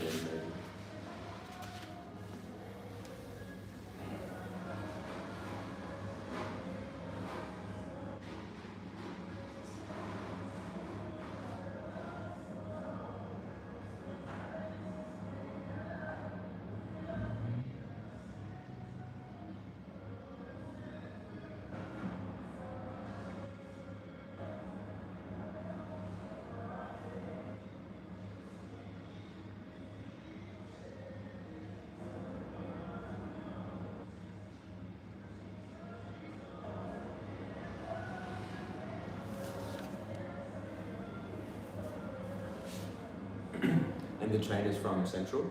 Yeah. Okay. That's all good. Easy to get that from my place. Okay.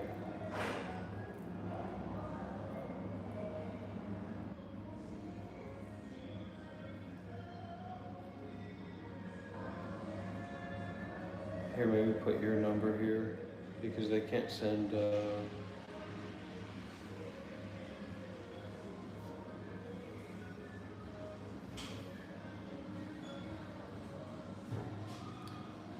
lot of my good shirts haven't been washed, so. Well, you know, this is all about getting dirty. You can't imagine how dirty people in India are. In the Buddhist holy sites, and it's a horrible experience. So the dirtier it is, the better you will. Maybe I'll bring them and like the first thing we'll do is go laundromat. No, you wash them in the bungalow. You wash them in the Billabong.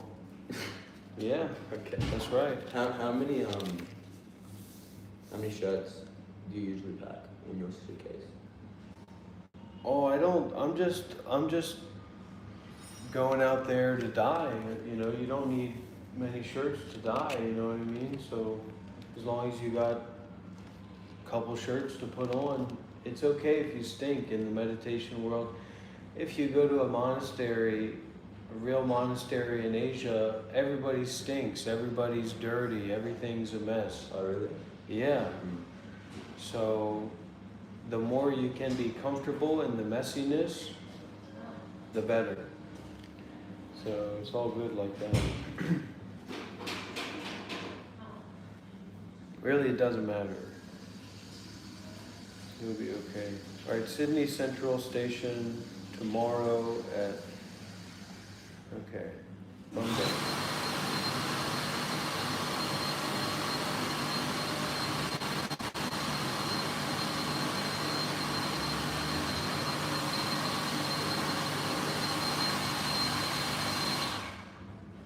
Nice.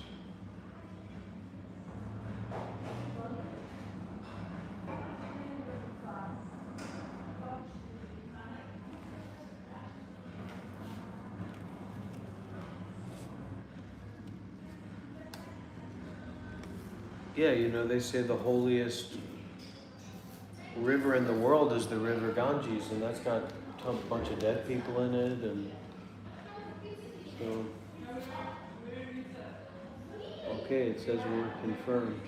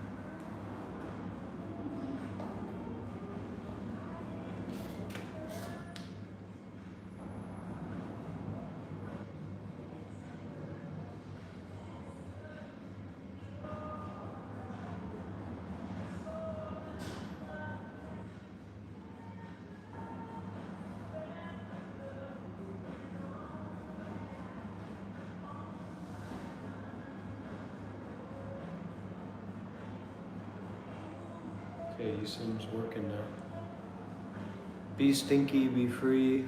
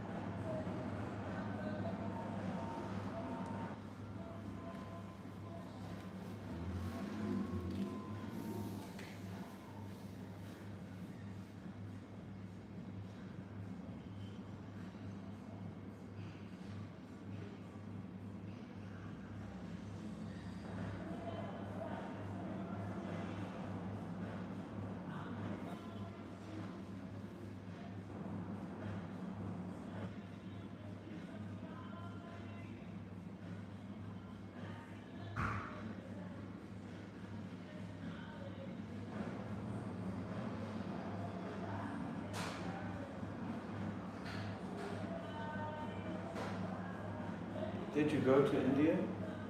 Last time I went was when I was 12, so a decade ago. But I was very young, so I didn't really have the chance to take it in. You can go, you can take a trip to India. The train in India. I've been in the train in India. When you were 12?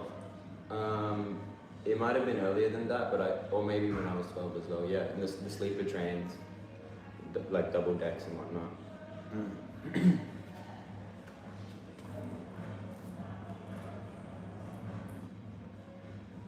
I've been to like Shimla, the mountains as well.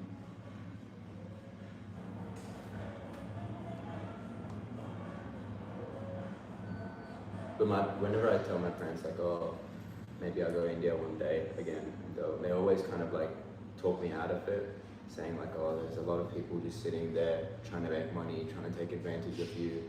Like they have a lot of fear for me to travel because they care for me and they think I'm like very vulnerable and whatnot. And there's good reason for it because there is a lot of grimy stuff going on there.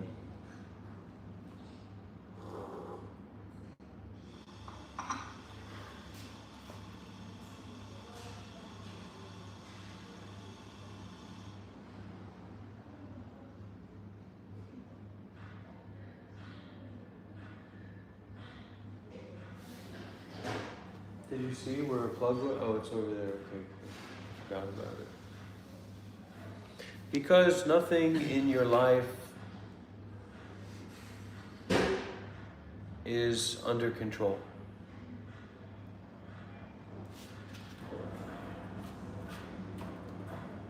And nothing in your life, it's not even really your life.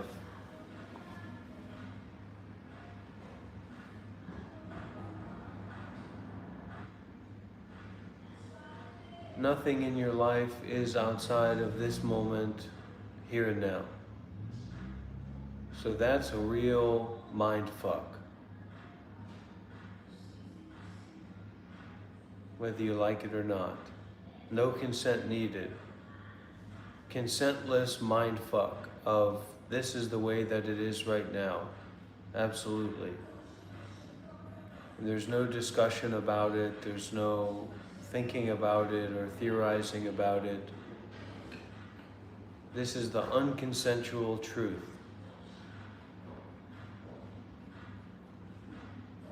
So you need to let your ego, yourself, your inner artist be eviscerated by the non-consensual truth of this fucking one mind reality. Here and now. To be seen for yourself here and now.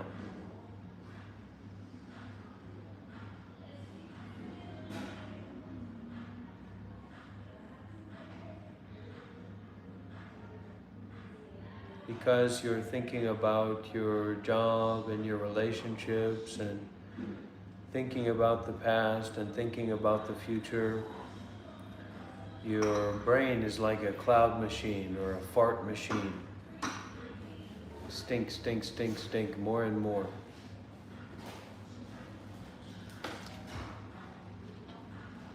So this is how we bring the stink to a stop.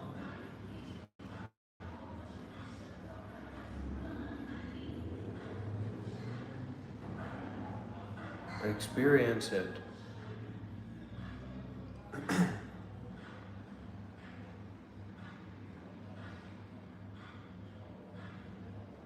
If you can go into that, if you can penetrate into that experiencing, well, then your problems will be solving themselves like bubbles popping. But because you cannot experience that, you cannot go into that.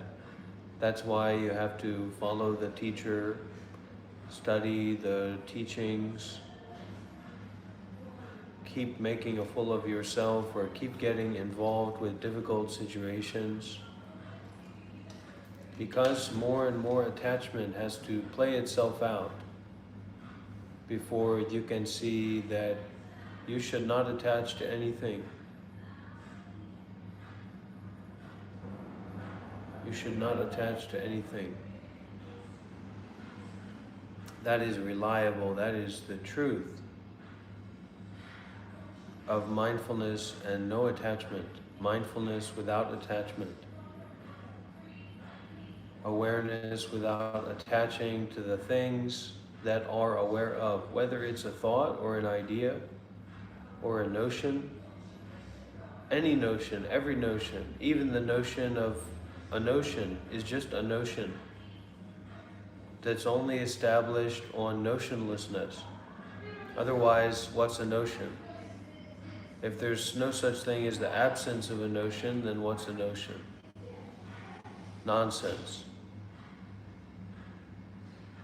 Only makes sense when it has sense on the other side of it. So this might sound like nonsense, but that's because you're not smart, you're not cool, you do the same thing every time. You think everybody wants to look at your shit, but you have to stop and sacrifice your identity, sacrifice your body, sacrifice your mind, sacrifice your life fully, totally, completely.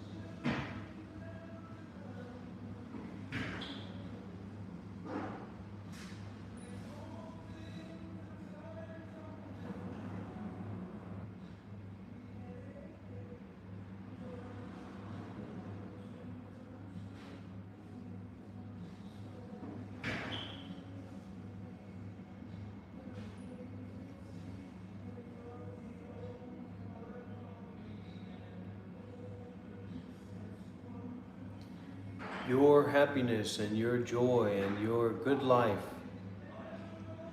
is going to be established on other people's suffering until you can establish your own happiness on your own suffering.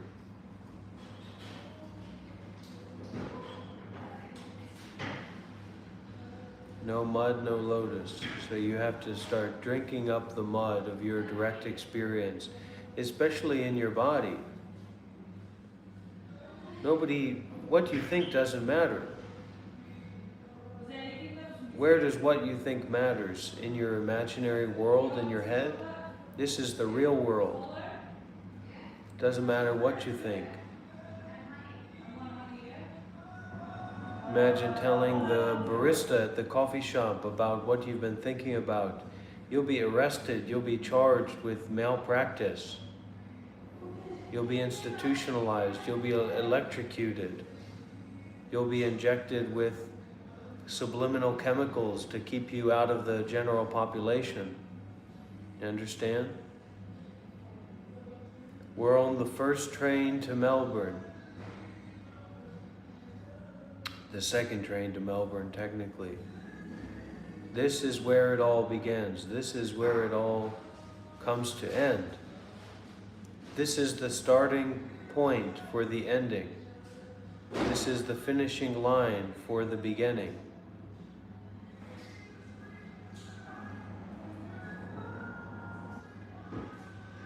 This is where it gets real. I have arrived, I am home in the here and in the now. I have arrived, I am home in the here and in the now. And you say that to your brain and you say that to your mind until it does what you want it to do. Which for most of us should be to shut the hell up. What are you, Albert Einstein? Shut that brain up. It's just like when you're at a convention. You don't run that mouth. You shut that mouth up. Everybody's saying it, even they're very rude about it, aren't they? We're not here to have a fucking conversation. You keep that mouth shut while I'm talking.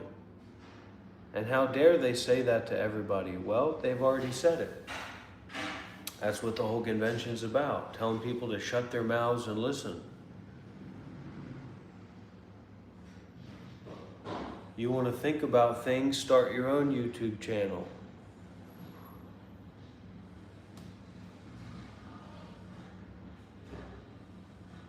Your ego is under threat. Your ego is under duress. What did I say before I was arrested at the border checkpoint in Australia? I said, every Australian person, Aboriginal or not, who meets with me should be ready to die.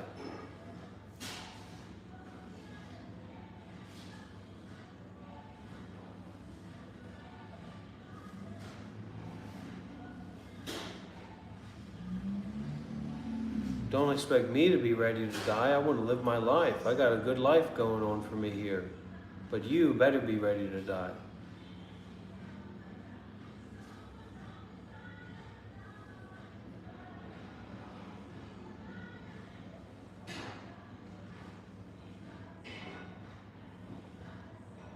The government of Australia has reviewed and approved this work for the Australian people.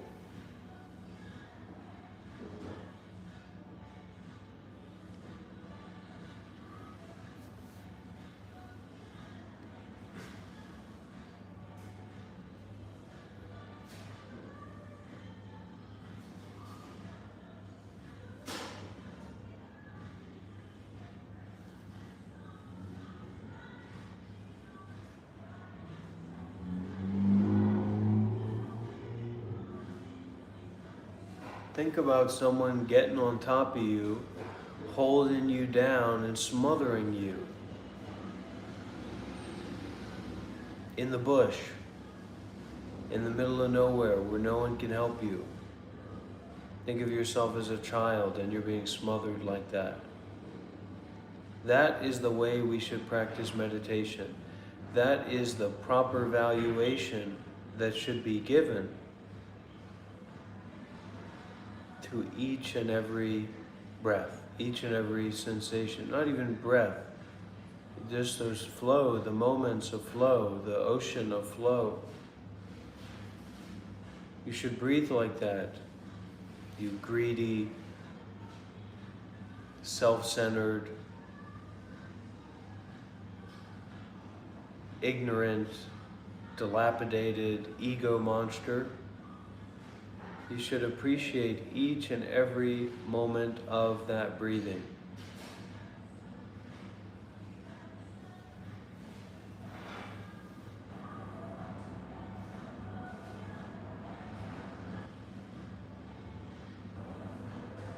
And we say, what? I need to fight the world. I'm a firefighter. I'm a spiritual firefighter. You go out there and you take off your clothes and you start yelling non-duality and start pissing on fires and you get the Thorazine, okay? And I'm gonna sit back and videotape it, all right? The Buddha said, fuck this, I'm out. He left his wife, he left his family, he went to live in the jungle and he started a cult. And he was brown, he's an Indian guy, okay? We're not gonna be whitewashing the Buddha here. Someone said a Zen master, that was the last straw this morning. Someone said a Zen master is in the world but not of the world. And I said, you know what, I'm done with this. So you also have to be done with your stupid ego nonsense bullshit.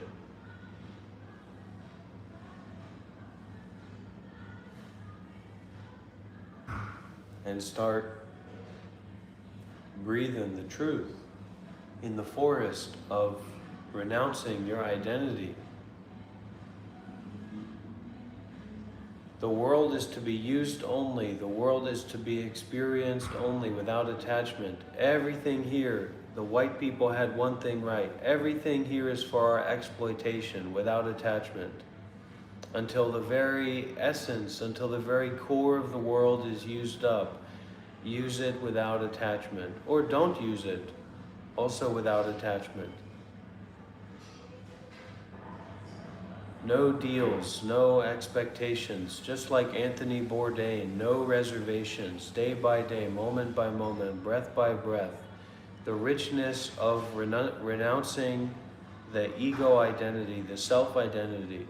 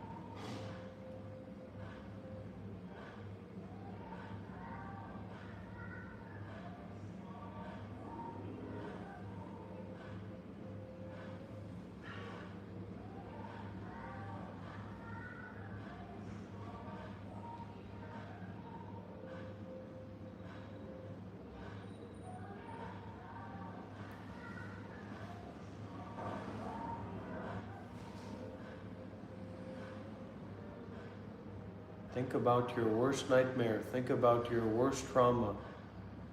Think about the worst experience that you can ever experience in your life. And then enjoy that not happening. Enjoy the absence of the worst case scenario.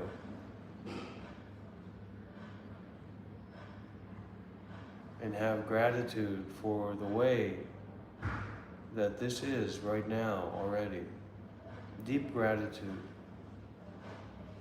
through your experience of breathing and being, not being tortured, not being butchered, not being confused, not thinking about things, not needing to do anything, concerned with your own identity or the identities of other people.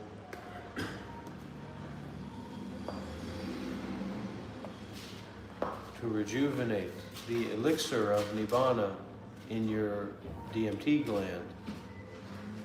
For some of us, our DMT gland is in our prostate. For some of us, it's in our pituitary. But whatever gland it is, come back to glandlessness.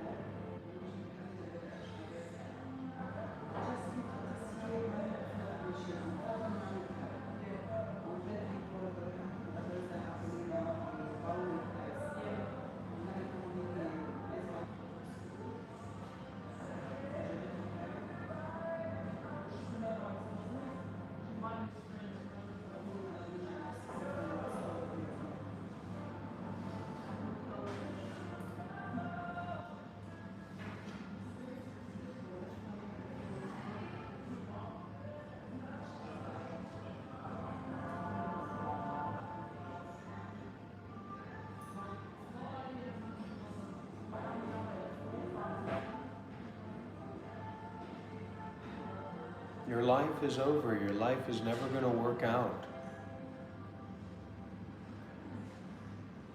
You shut your mouth, you practice meditation.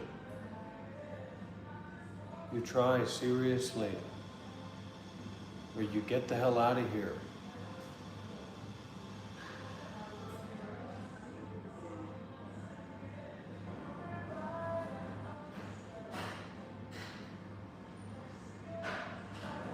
There is a weirdness about being a human being. There's a weirdness about you being here with a colon full of shit and excrement from the food that you've been eating, full of blood and pus and lipids and bones and, you know, your sickness, your death that's coming any time, any moment now.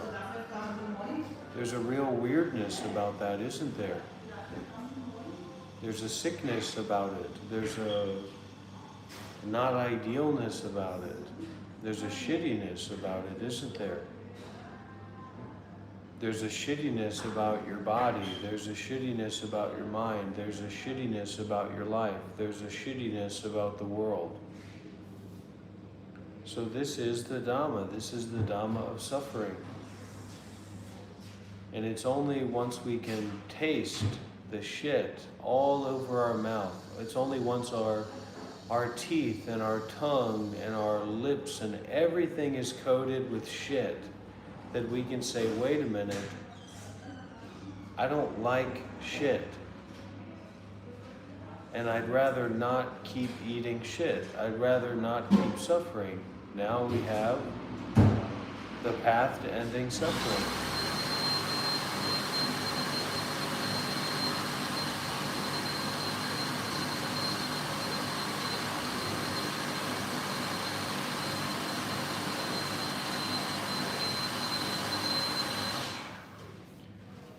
Shit is shitty, and your life is shitty, your identity is shitty, and the world is shitty. But you've been distracting yourself too much with YouTube and TikTok and porn, and you've just been believing in your own stupid thoughts, and so you've turned the shit of the world into the cotton candy of the world. But it's been shit all along. Maybe you don't seem to be suffering, but you're making everybody else suffer with how stupid you fucking are.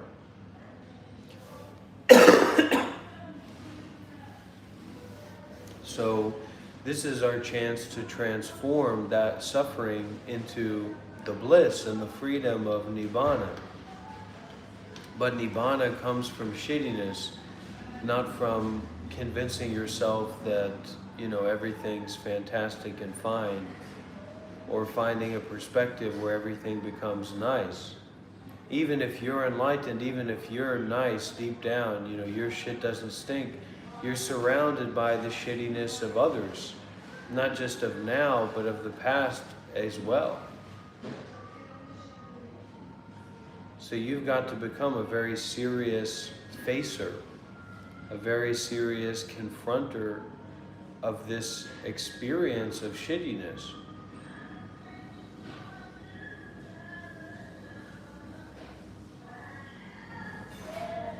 You practice meditation because it's the best thing, it's the most rich thing, it's the goodest thing you can do. To stabilize and to deepen the mind in a meditative way. But if you're not ready to be confronted or challenged, or to challenge without looking to get something out of it, then you're just going to be gnawing on your own shit, thinking that you're doing something good. That's what meditation is. So stop thinking that it's something good and start tasting every aspect of shittiness that you possibly can. Once your whole body and mind become pure shit, that's when your meditation will be good.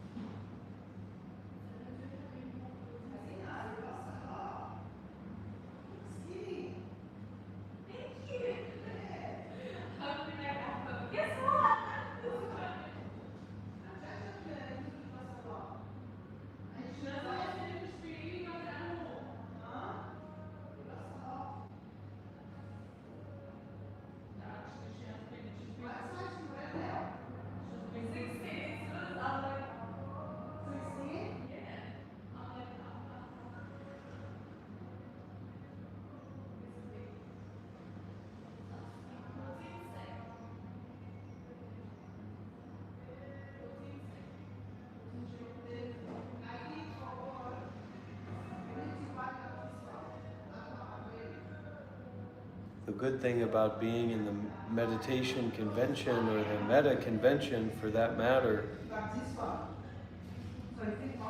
is because there's nothing else but shit.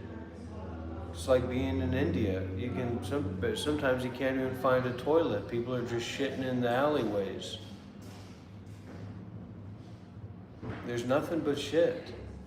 And that's the teaching of the Buddha.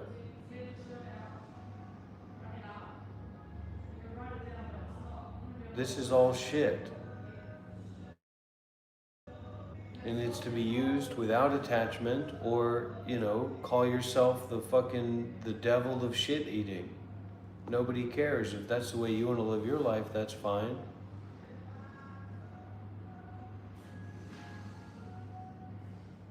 Why would you want to be involved with stupid people doing stupid things? Why would you want to be involved with your own stupidity?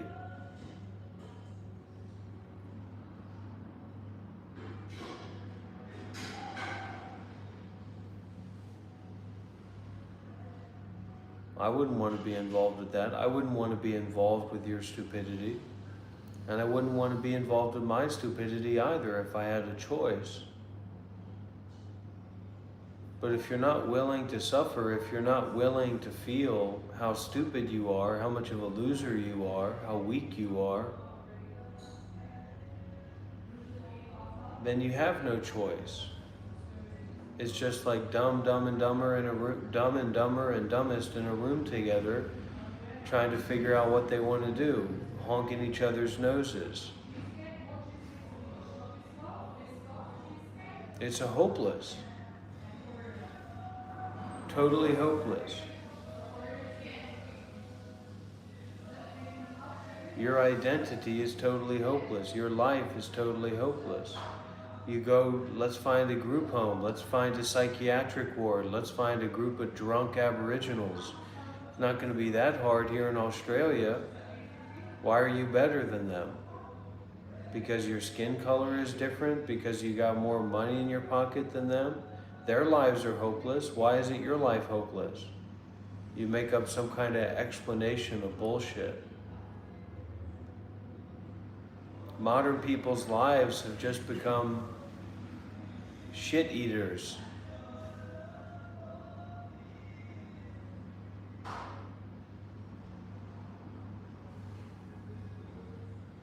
My life is great. I'm a fucking king. I'm a fucking digital spiritual nomad, teacher, fucking Buddhist practitioner, motherfucker. It's your life that stinks like shit. That's why you're here defending yourself. That's why you're here trying to prop yourself up, because you know you're a fucking loser idiot. You know it deep down in your bones. Uncultured, untraveled, unexperienced. A pretender, a faker, a bullshitter. You wouldn't know what Buddhism was if somebody filled a fucking syringe with it the size of a eggplant and shoved it up your ass and gave you an injection. Swine, subhuman filth. And then we talk about ableism and speciesism, and all these things kind of come together step by step. And nobody cares if you're making money.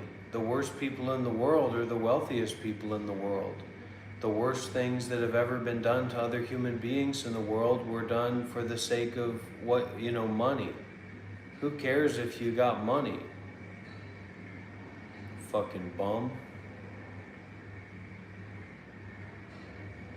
That's why I don't like people. That's why I'm not thinking about being a fucking loser like you, because I'm fucking living a real life.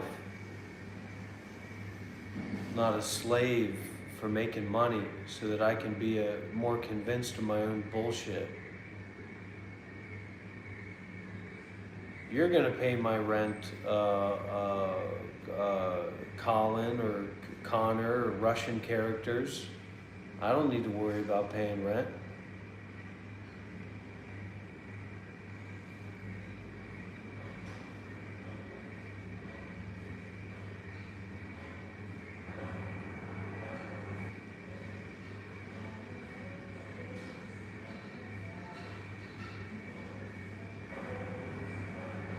go back into meditation. Go back into eating the shit sandwich of the body as it already is, and the mind as it already is. When you're eating a shit sandwich, you're not writing down notes on the raisins and the corn and the texture. It's a fucking nightmare. Your life, your experience is a fucking nightmare. You need to eat that. You need to digest the shittiness of your life, the shittiness of having a body, the shittiness of having a mind. Tomorrow, you're much more likely to be dead tomorrow than you are to be alive tomorrow. That's the cold, hard truth.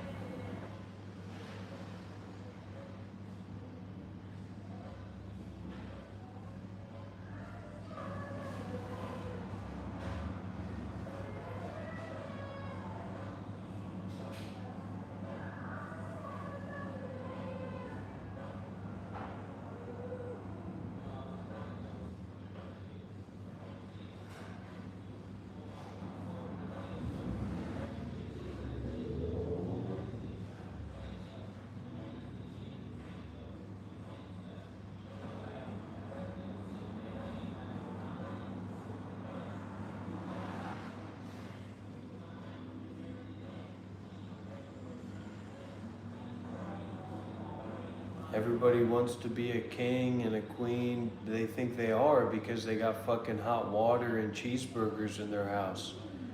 Listen, sister, listen, brother. You're a fucking nobody.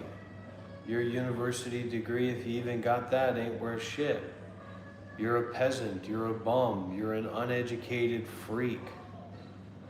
All you do is consume media, all you do is get politicized and propagandized towards. You've never spent a single fucking moment of your life learning anything of value that's not just fucking advertising consumer bullshit. You're a cog in the machine of retardism. And you look at these Aboriginal people and you look at these people of color, these brown people, and you say, wow, I'm glad I'm not them. You know, they stink and such and such. Listen, you fucking stink. It's just that you live in a cave that you think is a castle, and you're surrounded by advertising campaigns that want to make you feel like a fucking skinny white girl in Brisbane, you know, showing her ass off in a bikini while she chokes down a hot dog, and so that you'll be a better consumer and keep putting your money in the fucking pockets of the fucking warlords of capitalism. You constantly pretending that you're expert in things you know nothing about. Your entire life is just selfish narratives to keep you living the way that you've been living. You're out of your mouth. You're out of your mind.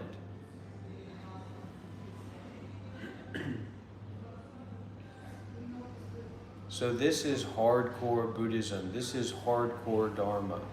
This is hardcore spirituality. This is fuck your ego.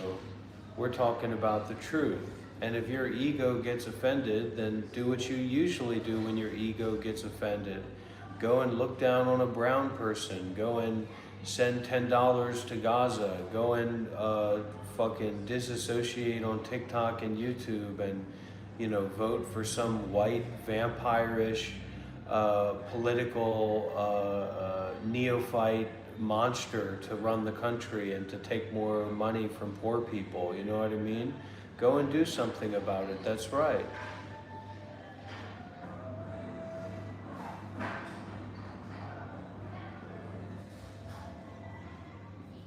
You come here and you learn meditation and you learn Buddhism and you start to be serious about changing your life, then, you'll be much of a less a headache to me.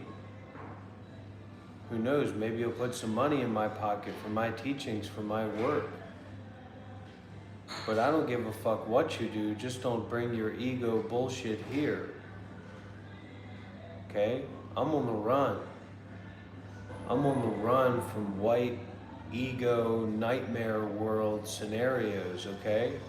I'm done. I'm finished with the world of red dust concerned with fucking egos, inflated egos. Well, what's going on, Noah?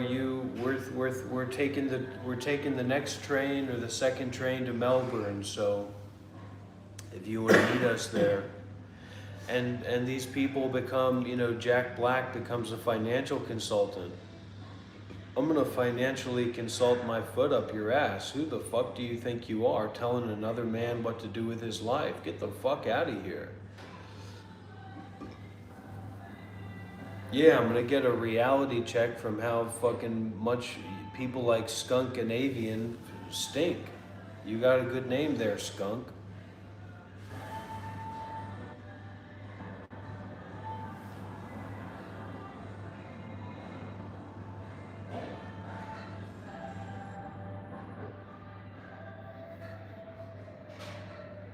I'll come to Fiji.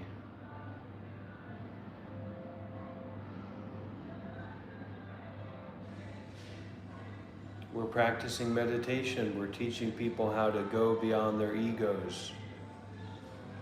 And we got a bunch of tag-along, butt buddy ego freaks that are here making noise and think that this is has something to do with them personally. Telling me I'm gonna get what I got coming to me. I'm sure I am. And I'm sure you're the one who's gonna give it to me. Let me bend over and make sure you got a good landing zone. You wanna fuck me? You wanna fuck my life? You wanna get involved with me? Great, go write a book about it. Write to your congressman about it. The hell's wrong with these people?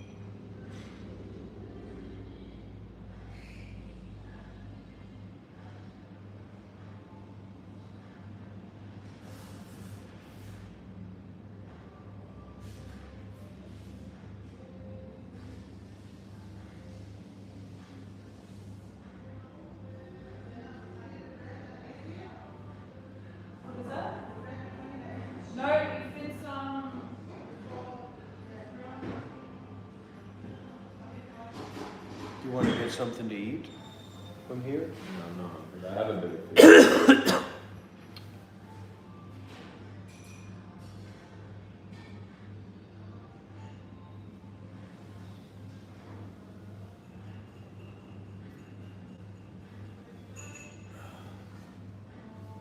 Oh, I want to join the protests in Perth. That's a good idea.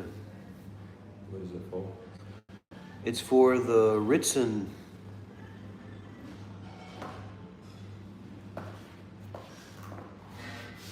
Are you gonna potentially meet Ajahn in Perth? I don't know. I don't know if we're going to be there when he's there, because he's going to England. But his other teachers are going to be there for sure. There's another guy there that I've heard of called Vishrant. Have you heard of him? Who's he? He was Osho's disciple. And he's in Perth? He claims to be enlightened, like he says it out loud, like I'm enlightened, and the Yeah. way to determine enlightenment is by the Buddha field. Oh. So he says, come and come, see me in person and In feel. Perth? Yes, in Perth. Well, that's perfect. Then we'll go to see him. We'll get him to get us enlightenment.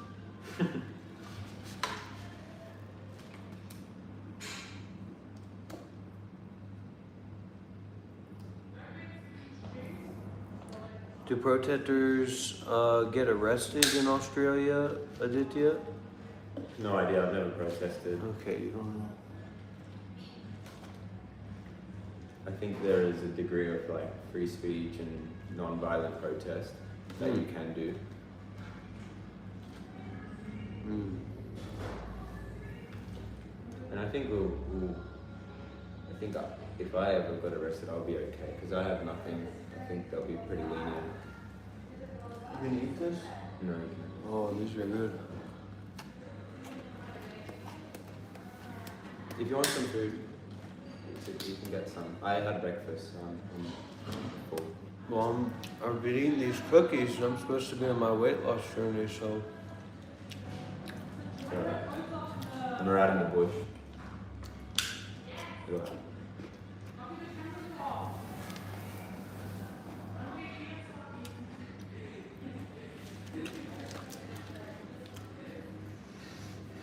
See, people have these different perspectives about this teaching modality. But listen, if you don't like it, what the fuck are you doing here? And then we got all these people, they want to be at war with somebody. They want to stalk somebody that they don't like because they're such disassociated fucking lunatic freaks that they think that a YouTube channel is like in their community or something like that. Get the fuck out of here. You know how big the internet is? What do you got? You know, you don't care about the black people in Baltimore City, but you want to be involved with me. Get the fuck out of here. What the hell are you talking about? So this is to show the absurdity of your ego and to help you learn about Buddhism and meditation and to get enlightened and, you know, deal with your shitty life and all these kinds of things. You know, get the fuck out of here. You don't like it.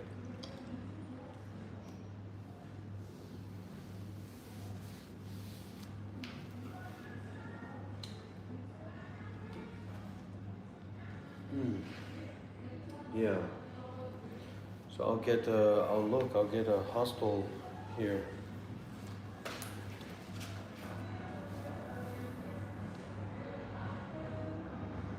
Okay, train tickets. I think there's heaps in Central, so you'll be walking distance from Central Station. Okay. I've seen backpackers hotels in Central. So you can just drop me off there before you go today? Okay.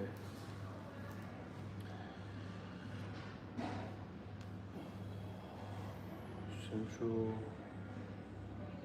How do you find that? What is it? Just type in Sydney Central, right? Just type in backpackers hotels near Central Station. Okay.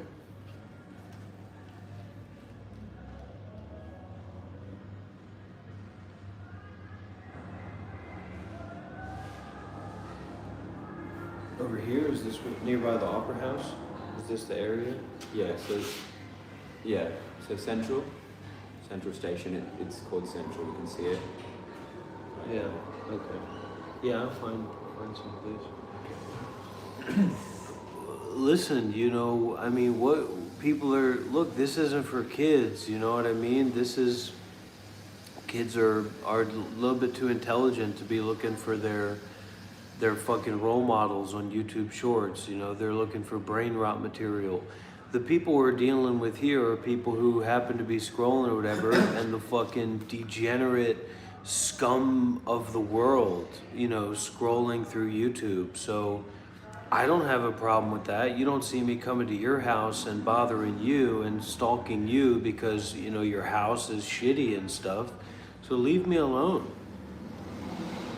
All these people that get off on stalking others and being involved with other people that don't want anything to do with them, that this is my community, this is my phone, you're on my phone, you're infiltrating my life. I'm gonna infiltrate, my fucking foot up your ass if you don't get the hell out of here and find another random place to fucking spute your bullshit. Why do you want to become a monk, dude? Hotels. Let's get some good. How much do hotels cost? Oh, just $150. That's not bad. 5-star. Ooh. Oh, they got casinos here. Yeah. Do some gambling. That's a good idea. Uh,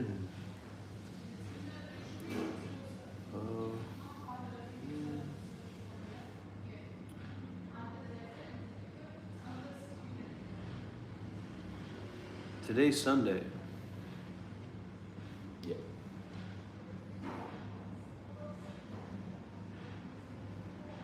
And this is interventionist dharma, everybody, to make a real difference for the lives of the people in the world. You don't need to become a monk to not get a job. I don't know, you might need to do that or not do that, I don't know.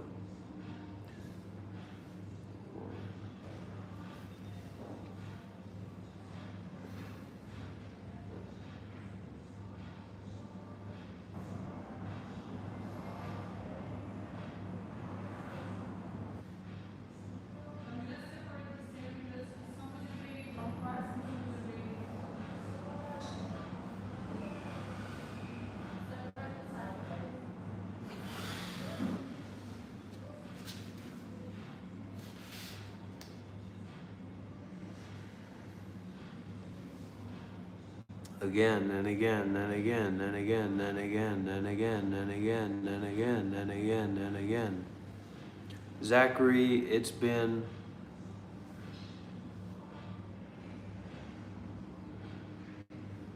what it's been, you know what I mean? But it's changing, it's starting to change.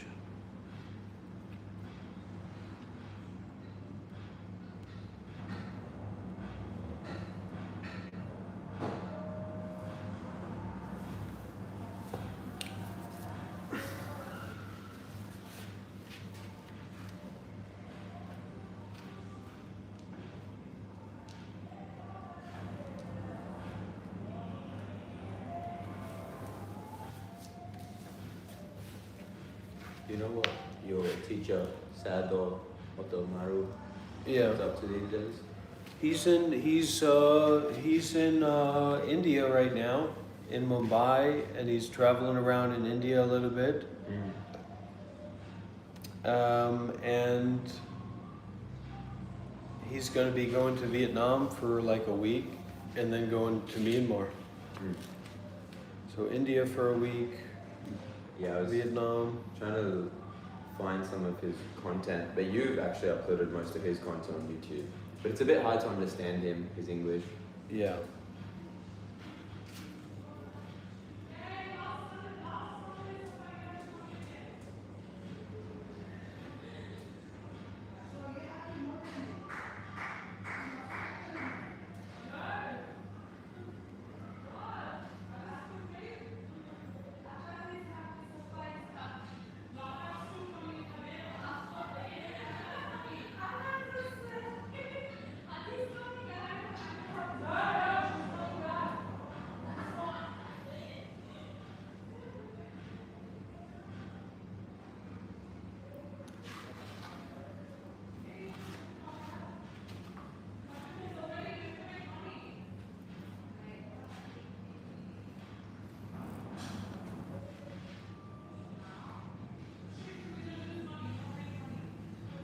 blessings for you and your uncle, so.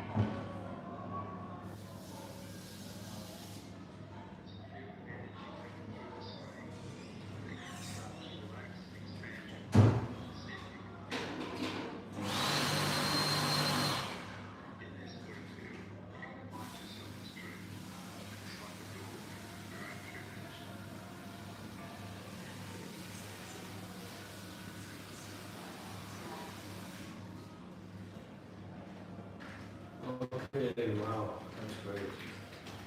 I got the link I sent you when you get it. Okay, this is for the enlightened guy. Yep.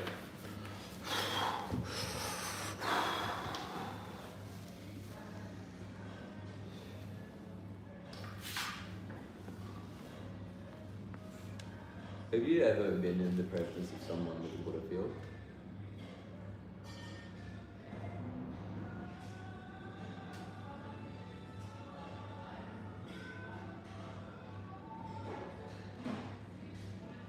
I don't know how to answer that. What do you think? What do I think? Have you? About the Buddha field.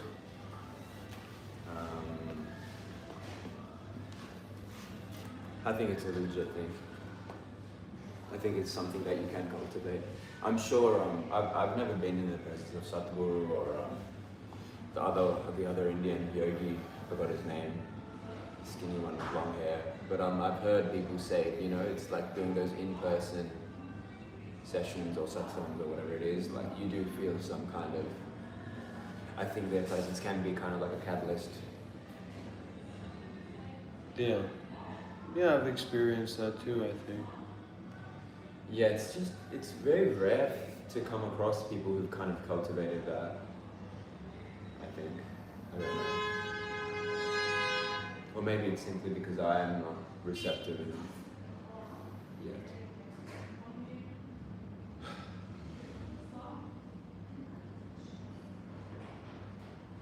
Maybe you can drink enough water. You wouldn't hydrate.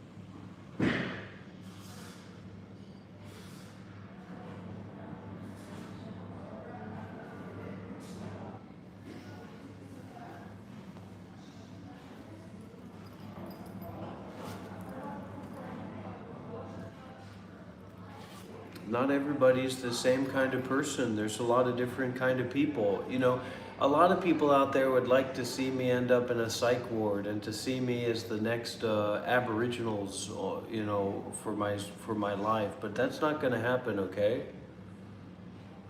You try to put everybody and everything into a box of freaking nonsense, and not everybody thinks like that. Not everybody lives like that. Not everybody wants to be like that. Who are you to identify me? Right? Who are you to know what I know or to know what I'm about or whatever? You're nobody. You understand that? You're not in charge of me. You're not the understander of my life. Is this hotel that you're booking close to Central Station? Because I won't be able to pick you up tomorrow night because I'll be catching the metro myself to Central Right. Station. No, this is right close to the station, I think. Here, Let me check. let me see. Central.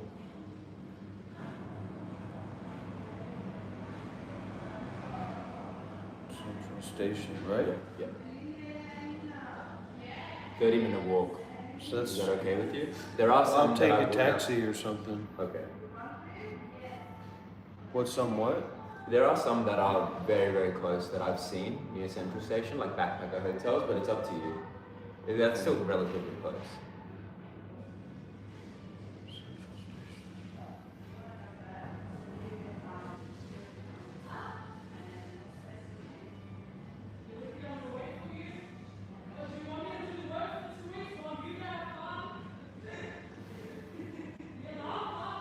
Regardless, yeah, 30-minute walk is just like a 10-minute Close, taxi yeah. drive.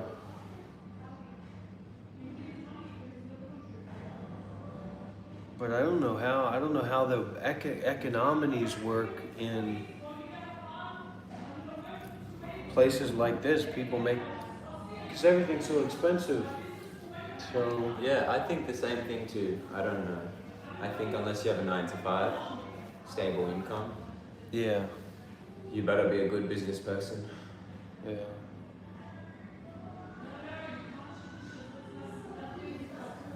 Or an Uber driver. Working 12 hours, 16 a day. Or do that kind of thing.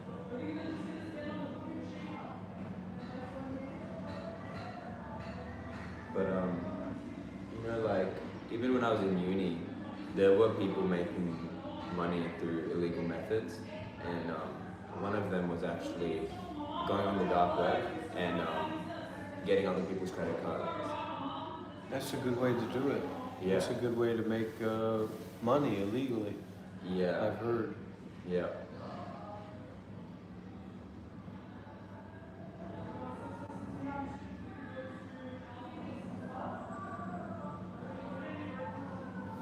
Living week to week, living month to month. That's right.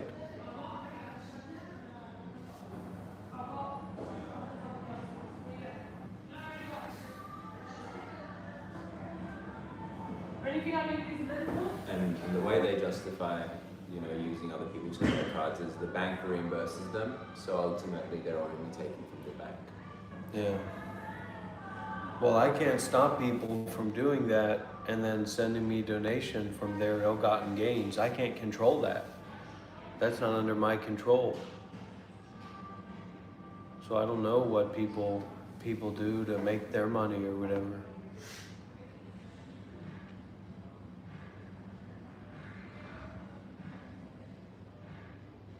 You're busy talking shit when you should be busy meditating.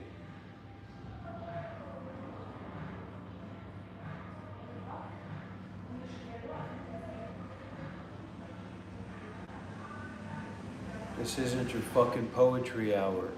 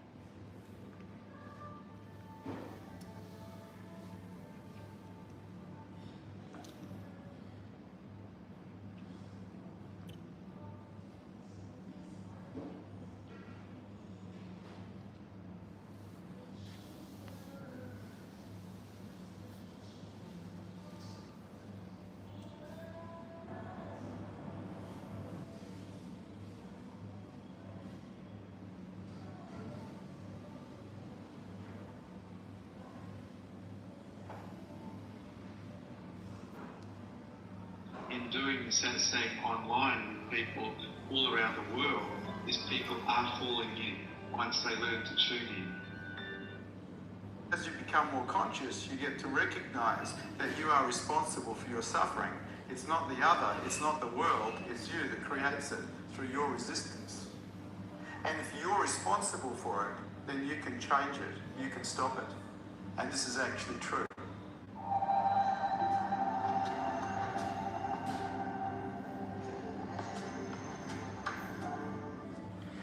So most of mankind need morality.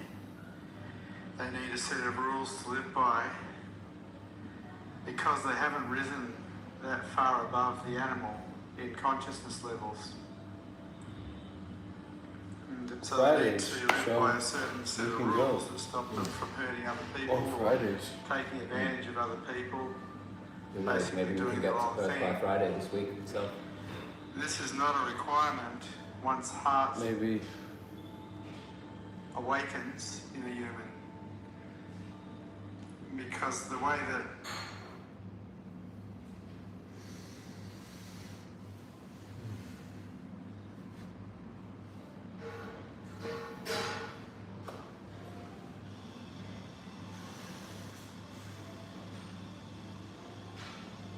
Do you want to go walk around here a little bit? Go to Let's do it. the mall or something? Sure. Okay, hasta la vista, friends on YouTube.